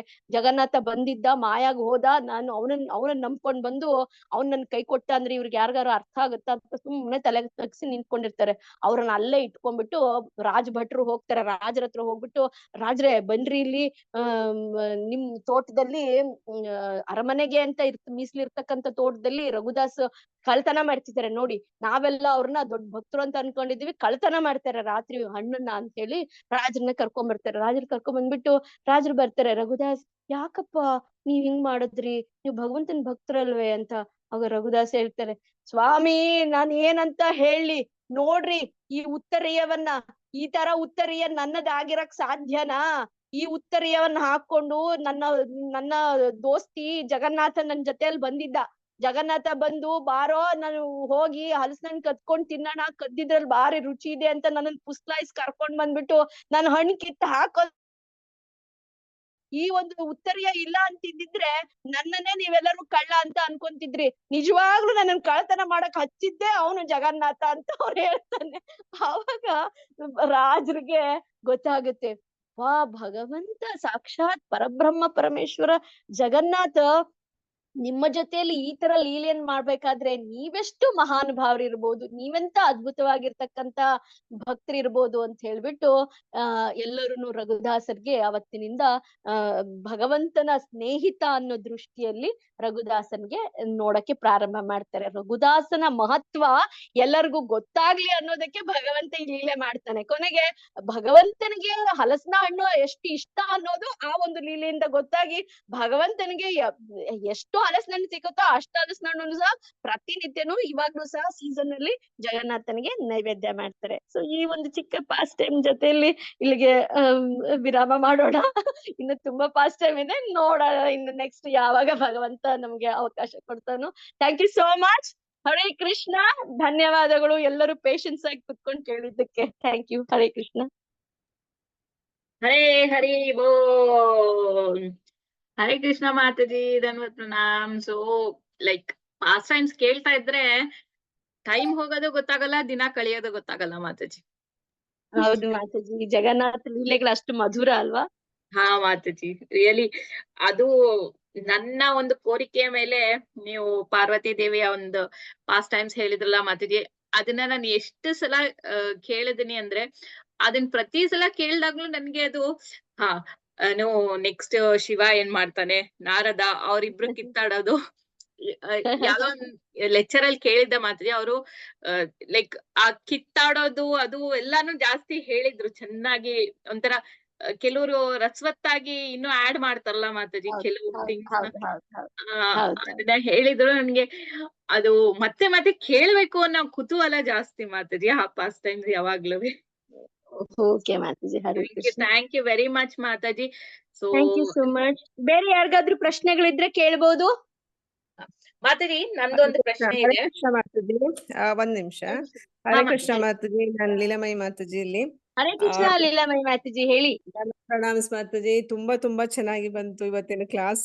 ಎಷ್ಟು ಚೆನ್ನಾಗಿತ್ತು ಅಂದ್ರೆ ತುಂಬಾ ರಸವತ್ತಾಗಿ ವರ್ಣಿಸಿದ್ರಿ. ಮತ್ತೆ ನಾನು ನನ್ನ ಕೋರಿಕೆ ಮೇಲೆ ನೀವು ಇನ್ನೊಂದು ಕ್ಲಾಸ್ ಅನ್ನು ತಕೊಂಡ್ರಿ. ನಿಮ್ಗೆ ನನ್ನ ಕೋಟಿ ಕೋಟಿ ಧನ್ಯವಾದಗಳು. ಇಷ್ಟು ಹರೇ ಚೆನ್ನಾಗಿತ್ತಂದ್ರೆ ಕೃಷ್ಣ ಮಾತಾಜಿ, ನಾನ್ ಧನ್ಯವಾದ ಹೇಳ್ತೀನಿ ನಿಮ್ಗೆ. ನಂಗ್ ಭಗವಂತನ ಲೀಲಾ ಗುಣಗಾನ ಮಾಡ್ಲಿಕ್ಕೆ ಅವಕಾಶ ಕೊಟ್ಟಿದ್ದಕ್ಕೆ ಥ್ಯಾಂಕ್ ಯು ಸೋ ಮಚ್ ಮಾತಾಜಿ. ಅದ್ರಲ್ಲೂ ನೀವು ದುಬೈದು ಇದ್ ಮಾಡಿದ್ರಲ್ಲ ಮಾತಾಜಿ, ಮನ್ಖಾನಿ ಮಾತಾಜಿ ಬಗ್ಗೆ, ಆಮೇಲೆ ಪಾಂಡಾಗಳ ಬಗ್ಗೆ ಹೇಳಿದ್ರಲ್ಲ, ಅದೇ ನೀವು ಯಾವಾಗ್ಲೂ ಹೌದು ಹೌದು ಹೇಳ್ತಿರ್ತೀರಲ್ಲ ಹೌದು, ಇಬ್ರು ಶಕುಂತಲ ತವರೂರು ಮಂಗ. ಒಂದೇ ಅಂತ. ಸೊ ನನಗೂ ತುಂಬಾ ಎಸ್ ಜ್ಞಾಪಕ ಎಸ್ ಬಂತು. ಪುರುಷೋತ್ತಮ್ ಮಹಾರಾಜ್ದು ಎಲ್ಲ ಕ್ಲಾಸ್ಗಳು ಕೇಳಿದ್ದು, ಜಗನ್ನಾಥ್ ಎಲ್ಲ ಎಸ್ ಎಸ್. ಲೀಲೆಗಳ ಬಗ್ಗೆ. So it was really very nice. ಪಾಂಡಾಗಳು ಬಂದಾಗ ನಾನು ಅದು ಅಟೆಂಡ್ ಮಾಡಿದೀನಿ, ಬಟ್ ನಾನ್ ನಿಮ್ಮನ್ನ ಮೀಟ್ ಮಾಡಿಲ್ಲ. I should be thankful to Gopisena ಇವಾಗ, ಇದ್ರಿಂದ ನಾನ್ ನಿಮ್ಮನ್ನ ಮೀಟ್ ಮಾಡಿದೆ ಮಾತಾಜಿ. ಹರೇ So Krishna. it was really very nice experience. Yes. Mataji, ನೀವು ಇದೇ ತರ ನಮ್ಗೆ ಅವಾಗವಾಗ ಬಂದು ಸಮಯ ಕೊಡಿ. ನನ್ಗೆ ಗೊತ್ತು ನೀವು ತುಂಬಾ ಸೇವೆ ಇದೆ, ಅದ್ರಲ್ಲೂ ಸಹ ನಿಮ್ಮ ಒಂದು ಅಮೂಲ್ಯವಾದ ಸಮಯ ನಮ್ಗೆ ಕೊಟ್ಟಿದ್ದೀರಾ. ತುಂಬಾ ತುಂಬಾ ಧನ್ಯವಾದಗಳು ಮಾತಾಜಿ. ಹರೇ ಕೃಷ್ಣ. ಹರೇ ಕೃಷ್ಣ, ಹರೇ ಕೃಷ್ಣ ಮಾತಾಜಿ. ಯಾರಿಗಾದ್ರೂ ಏನಾದ್ರು ಪ್ರಶ್ನೆ ಇದೆಯಾ? ಮಾತಾಜಿ, ನಂದೊಂದು ಪ್ರಶ್ನೆ ಇದೆ. ಹಾ, ಹೇಳಿ. ಜಗನ್ನಾಥನ್ಗೆ ಏನ್ ಭೋಗ ಎಲ್ಲ ಆಫರ್ ಮಾಡ್ತಾರಲ್ಲ, ಸೊ ಅದು ಹೌದು. ಏನಕ್ಕೆ ಓನ್ಲಿ ಸ್ವೀಟ್ ಮಾತ್ರ ಆಗಿರುತ್ತೆ? ಅಂದ್ರೆ ಮೈಟ್ ಬಿ ಎನಿ ಸಬ್ಜೀಸ್ ಆರ್ ದಾಲ್ ಏನೇ ಮಾಡಿದ್ರು ಅಲ್ಲಿ ಸ್ವೀಟೇ ಆಗಿರುತ್ತೆ. So Okay. ಏನಕ್ಕೆ ಲೈಕ್ ಯಾಕೆ ಸ್ವೀಟ್ ಆಗಿರುತ್ತೆ ಅಂತ ಹೇಳಿದ್ರೆ ಮಾತಾಜಿ, ಭಗವಂತನ ಲಿಪ್ಸ್ ಬಂದ್ಬಿಟ್ಟು ಅಷ್ಟು ಮಧುರವಾಗಿರೋ ಲಿಪ್ಸ್ ಅಲ್ವಾ. ಅಧರಂ ಮಧುರಂ ಅಂತ ನಾವು ಕೇಳ್ತೀವಿ. ಅದರ ಜೊತೆಯಲ್ಲಿ ಭಗವಂತನಿಗೆ ಖಾರ ತಿನ್ನೋಕ್ ಆಗೋದೇ ಇಲ್ವಂತೆ, ಅಷ್ಟು ಕೋಮಲ ಕೃಷ್ಣ ಅವನು. ಅವನ ದೇಹವೇ ಬೆಣ್ಣೆ ತರ ಮೃದು ಅಂತೆ. ಅವನ ತುಟಿಗಳು ಇನ್ಯಾವ ತರ ಲಿಪ್ಸ್ ಇರ್ಬೋದು ಅವನ ತುಟಿಗಳು. ಅಷ್ಟು ಕೋಮಲವಾಗಿರೋ ಅವನ ದೇಹಕ್ಕೆ ಖಾರ ತಡ್ಕೊಳ್ಳೋ ಅಂತ ಕ್ಷಮತೆ ಬಿಲ್ಕುಲ್ ಇಲ್ಲ ಅವನಿಗೆ. ಸೊ ಅದಕ್ಕೋಸ್ಕರನೇ ಏನ್ ಮಾಡಿದ್ರು ನ್ಯಾಚುರಲ್ ಆಗಿ ಮಾಡ್ತಾರೆ. ಆಮೇಲೆ ಹಸಿ ತೆಂಗಿನಕಾಯಿನ ಜಾಸ್ತಿ ಯೂಸ್ ಮಾಡ್ತಾರೆ. ಮತ್ ಎಲ್ಲದ್ರಲ್ಲೂ ಆ ಮಧುರಾಧಿಪತಿಗೆ ಅಂತೇಳಿ ಒಂದ್ ಸ್ವಲ್ಪ ಬೆಲ್ಲವನ್ನ ಆಡ್ ಮಾಡ್ತಾರೆ. ಅದಕ್ಕೋಸ್ಕರನೇ ಅದು ನಮ್ಗೆ ಸಿಹಿಯಾಗಿ ಕಾಣಿಸುತ್ತೆ.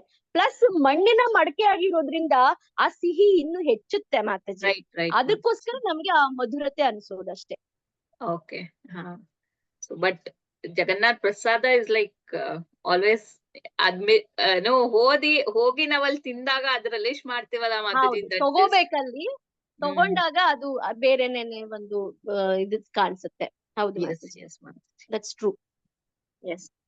Hope I have answered your question. Yes Mataji. Thank you very much. Okay. Hare Krishna. Thank you so much. ಯಾರಿಗೂ ಪ್ರಶ್ನೆ ಇಲ್ಲ ಅಂದ್ರೆ ಮುಂದಿನ ಕಾರ್ಯಕ್ರಮಕ್ಕೆ ಹೋಗೋಣ.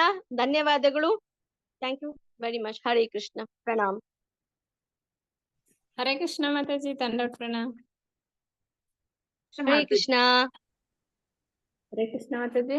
ಮಾತಾಜಿ, ಇವತ್ತು ಜಗನ್ನಾಥನ ಲೀಲೆ ಹರೇ ಹೇಳಿದ್ರು ಕೃಷ್ಣ. ಮಾತಾಜಿ, ತುಂಬಾ ಚೆನ್ನಾಗಿತ್ತು.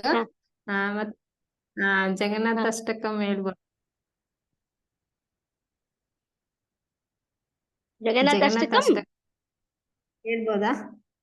ಸಮಯ ಇದ್ರೆ ಅವಕಾಶ. ಜಗನ್ನಾಥ ಅಷ್ಟಕಂಗೆ ನೀವು ಶಮಾಕಾಂತ ಮಾತಾಜಿನ್ ಕೇಳ್ಬೇಕು, ನಂಗ್ ಗೊತ್ತಿಲ್ಲ, ಅವ್ರನ್ನ ಕೇಳಿ ಆಯ್ತಾ? ಓಕೆ. ಹರೇ ಕೃಷ್ಣ. ಹರೇ ಕೃಷ್ಣ. ಹರೇ ಕೃಷ್ಣ ಮಾತಾಜಿ. ದಂಡೋತ್ ಪ್ರಣಾಮ್ ಮಾತಾಜಿ. ಹರೇ ಕೃಷ್ಣ ಹರೇ ಮಾತಾಜಿ. ಕೃಷ್ಣ. ಹರೇ ಕೃಷ್ಣ. ಹೇಳಿ ಮಾತಾಜಿ. ಮಾತಾಜಿ ಕ್ಲಾಸ್ ತುಂಬಾ ಚೆನ್ನಾಗಿ ಮಾತಾಡಿ. ಹಾ ಹರೇ ಕೃಷ್ಣ. ಥ್ಯಾಂಕ್ ಯು ಮಾತಾಜಿ. ಒಬ್ಬೊಬ್ರೆ ಮಾತಾಡಿ, ಎಲ್ಲರೂ ಮಾತಾಡಿದ್ರೆ ನನಗೆ ಕೇಳಿಸಲ್ಲ, ಅರ್ಥ ಆಗಲ್ಲ. ಯಾರು ಅಮಲಾ ಕ್ಲಾಸು ಮಾತಾಜಿ ಮಾತಾಡೋದಾ? ಹೌದು ಮಾತಾಜಿ. ಕ್ಲಾಸು ಇವತ್ತಿನ ಹರೇ ಕೃಷ್ಣ. ಜಗನ್ನಾಥ. ಹರೇ ಕೃಷ್ಣ. ಅಮಲ ಹರೇ ಕೃಷ್ಣ ಮಾತಾಜಿ, ಹೇಳಿ. ಹೇಳಿ ಮಾತಾಜಿ, ಕೇಳಿಸ್ತಿದೆ ಹೇಳಿ. ಹಾ, ಇವತ್ತಿನ ಕ್ಲಾಸು ಹೆಂಗಿತ್ತು ಅಂದ್ರೆ ಜಗನ್ನಾಥನ್ ಪ್ರಸಾದ ನಮ್ ಬಾಯಲ್ಲೇ ಮಧುರವಾಗಿ ಕೇಳಿಸ್ತಾ ಇತ್ತು ಮಾತಾಜಿ. ಸವಿತೀವೇನೋ ಅನ್ನೋ ತರನೇ ಇತ್ತು. ತುಂಬಾ ಚೆನ್ನಾಗಿ ಹೇಳಿದ್ರಿ ಮಾತಾಜಿ. ಕ್ಲಾಸ್ ಹರೇ ಅಂತೂ ತುಂಬಾ ಚೆನ್ನಾಗಿತ್ತು ಮಾತಾಜಿ. ಹೀಗೆ ಬಂದ್ ನಮಗೆ ಫಾಸ್ಟ್ ಟೈಮ್ಗಳು ಹೇಳ್ತಾ ಇರಿ ಮಾತಾಜಿ, ನೀವು ಬಂದು. ಹರೇ ಕೃಷ್ಣ ಅಮ್ಮ, ಹರೇ ಧನ್ಯವಾದಗಳು. ಕೃಷ್ಣ. ನಿಮ್ಮೆಲ್ಲರ ಆಶೀರ್ವಾದ. ಹರೇ ಕೃಷ್ಣ. ಹರೇ ಕೃಷ್ಣ ಮಾತಾಜಿ, ದಂಡವತ್ ಪ್ರಣಾಮ್. ಹರೇ ಕೃಷ್ಣ. ತುಂಬಾ ಜಗನ್ನಾಥನ ಲೀಲೆ ಕೇಳ್ತಾನೆ ಇರ್ಬೇಕು ಅಂತ ಅನಿಸ್ತಾ ಇದೆ ಮಾತಾಜಿ. ಅಷ್ಟು ಚಂದ ಹೇಳಿದ್ರಿ ಮಾತಾಜಿ. ತುಂಬಾ ಚೆನ್ನಾಗಿತ್ತು. ಧನ್ಯವಾದಗಳು ಮಾತಾಜಿ. ಎಲ್ಲ ಗುರುಗಳ ಕೃಪೆ, ನಿಮ್ಮೆಲ್ಲ ವೈಷ್ಣವರ ಅನುಗ್ರಹ. Thank you Mataji. ಮಾತಾಜಿ, ಭಕ್ತಿ ಪುರುಷೋತ್ತಮ ಮಹಾರಾಜ್ ಅವ್ರು ಬರ್ದಿರೋ ಬುಕ್ ಬಿಟ್ಟು ಬೇರೆ ಇನ್ಯಾವ್ದಾರ ಜಗನ್ನಾಥ್ ಲೀಲೆಗಳಿರೋ ಬುಕ್ ಇದ್ಯಾ ಮಾತಾಜಿ? ಹಾ ಇದೆ, ರಾಜಾಪುರ್ ಜಗನ್ನಾಥ್ ಅಂತೇಳಿ, ರಾಜಾಪುರ್ ಜಗನ್ನಾಥನ ಲೀಲೆಗಳು.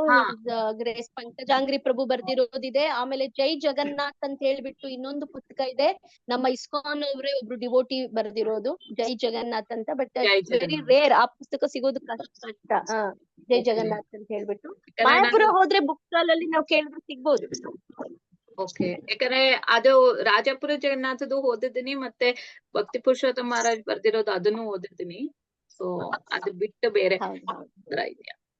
ಓಕೆ, ಅದ್ ಚೆಕ್ ಜೈ ಮಾಡ್ತೀನಿ. ಜಗನ್ನಾಥ್ ಅಂತ ಇದೆ, ಅದು ಇನ್ನೂ ತುಂಬಾ ಇದೆ. ಓಕೆ ಹರೇ ಕೃಷ್ಣ.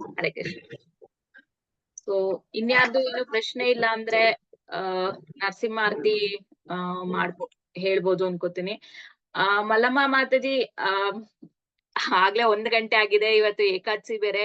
ಸೊ ಎಲ್ಲಾರು ಅವ್ರವ್ರ ಸೇವೆಗಳು, ಮತ್ತೆ 12 ಗಂಟೆ ತನಕ ಫಾಸ್ಟಿಂಗ್ ಮಾಡೋರು ಪಾಪ ಪ್ರಸಾದ ತಗೋಬೇಕಾಗತ್ತೆ ಅನ್ಕೋತೀನಿ. ಸೊ ಲಾಸ್ಟ್ ವೀಕ್ ಹಾಡಿದ್ವಿ ಮಾತಾಜಿ ನಾವು ಜಗನ್ನಾಥ ಅಷ್ಟಕಂ. ಓಕೆ ಮಾತಾಜಿ. ಹರೇ ಕೃಷ್ಣ. ಹರೇ ಕೃಷ್ಣ ಮಾತಾಜಿ, ಥ್ಯಾಂಕ್ ಯು. ಓಕೆ, ಸೊ ಮಾತಾಜಿಗೆ ಒಂದ್ಸಲ ಹರೇ ಕೃಷ್ಣ ಮಹಾಮಂತ್ರ ಹೇಳೋ ಮೂಲಕ ಧನ್ಯವಾದಗಳನ್ನ ತಿಳಿಸೋಣ. ಮತ್ತೆ ಅವರು ಇದೇ ತರ ನಮ್ಗೆ ಎಲ್ಲಾ ತರ ಲೀಲೆಗಳು ಬಂದು, ಎಸ್ಪೆಷಲಿ ನನಗೆ ಮಾತಾಜಿಗೆ ಇಲ್ಲಿ ಲೀಲೆಗಳು ಹೇಳೋದು, ಅದನ್ನ ನಮ್ಮ ಈ ಭೌತಿಕ ಪ್ರಪಂಚಕ್ಕೆ ಹೆಂಗೆ ಕನೆಕ್ಟ್ ಮಾಡ್ಬೇಕು ಅನ್ನೋದನ್ನ ಮಾತಾಜಿ ತುಂಬಾ ಚೆನ್ನಾಗಿ ಹೇಳ್ತಾರೆ. ಸೊ ನನ್ಗೆ ಅದು ತುಂಬಾ ಇಷ್ಟ ಆಗುತ್ತೆ ಮಾತಾಜಿ ಹೇಳೋದು.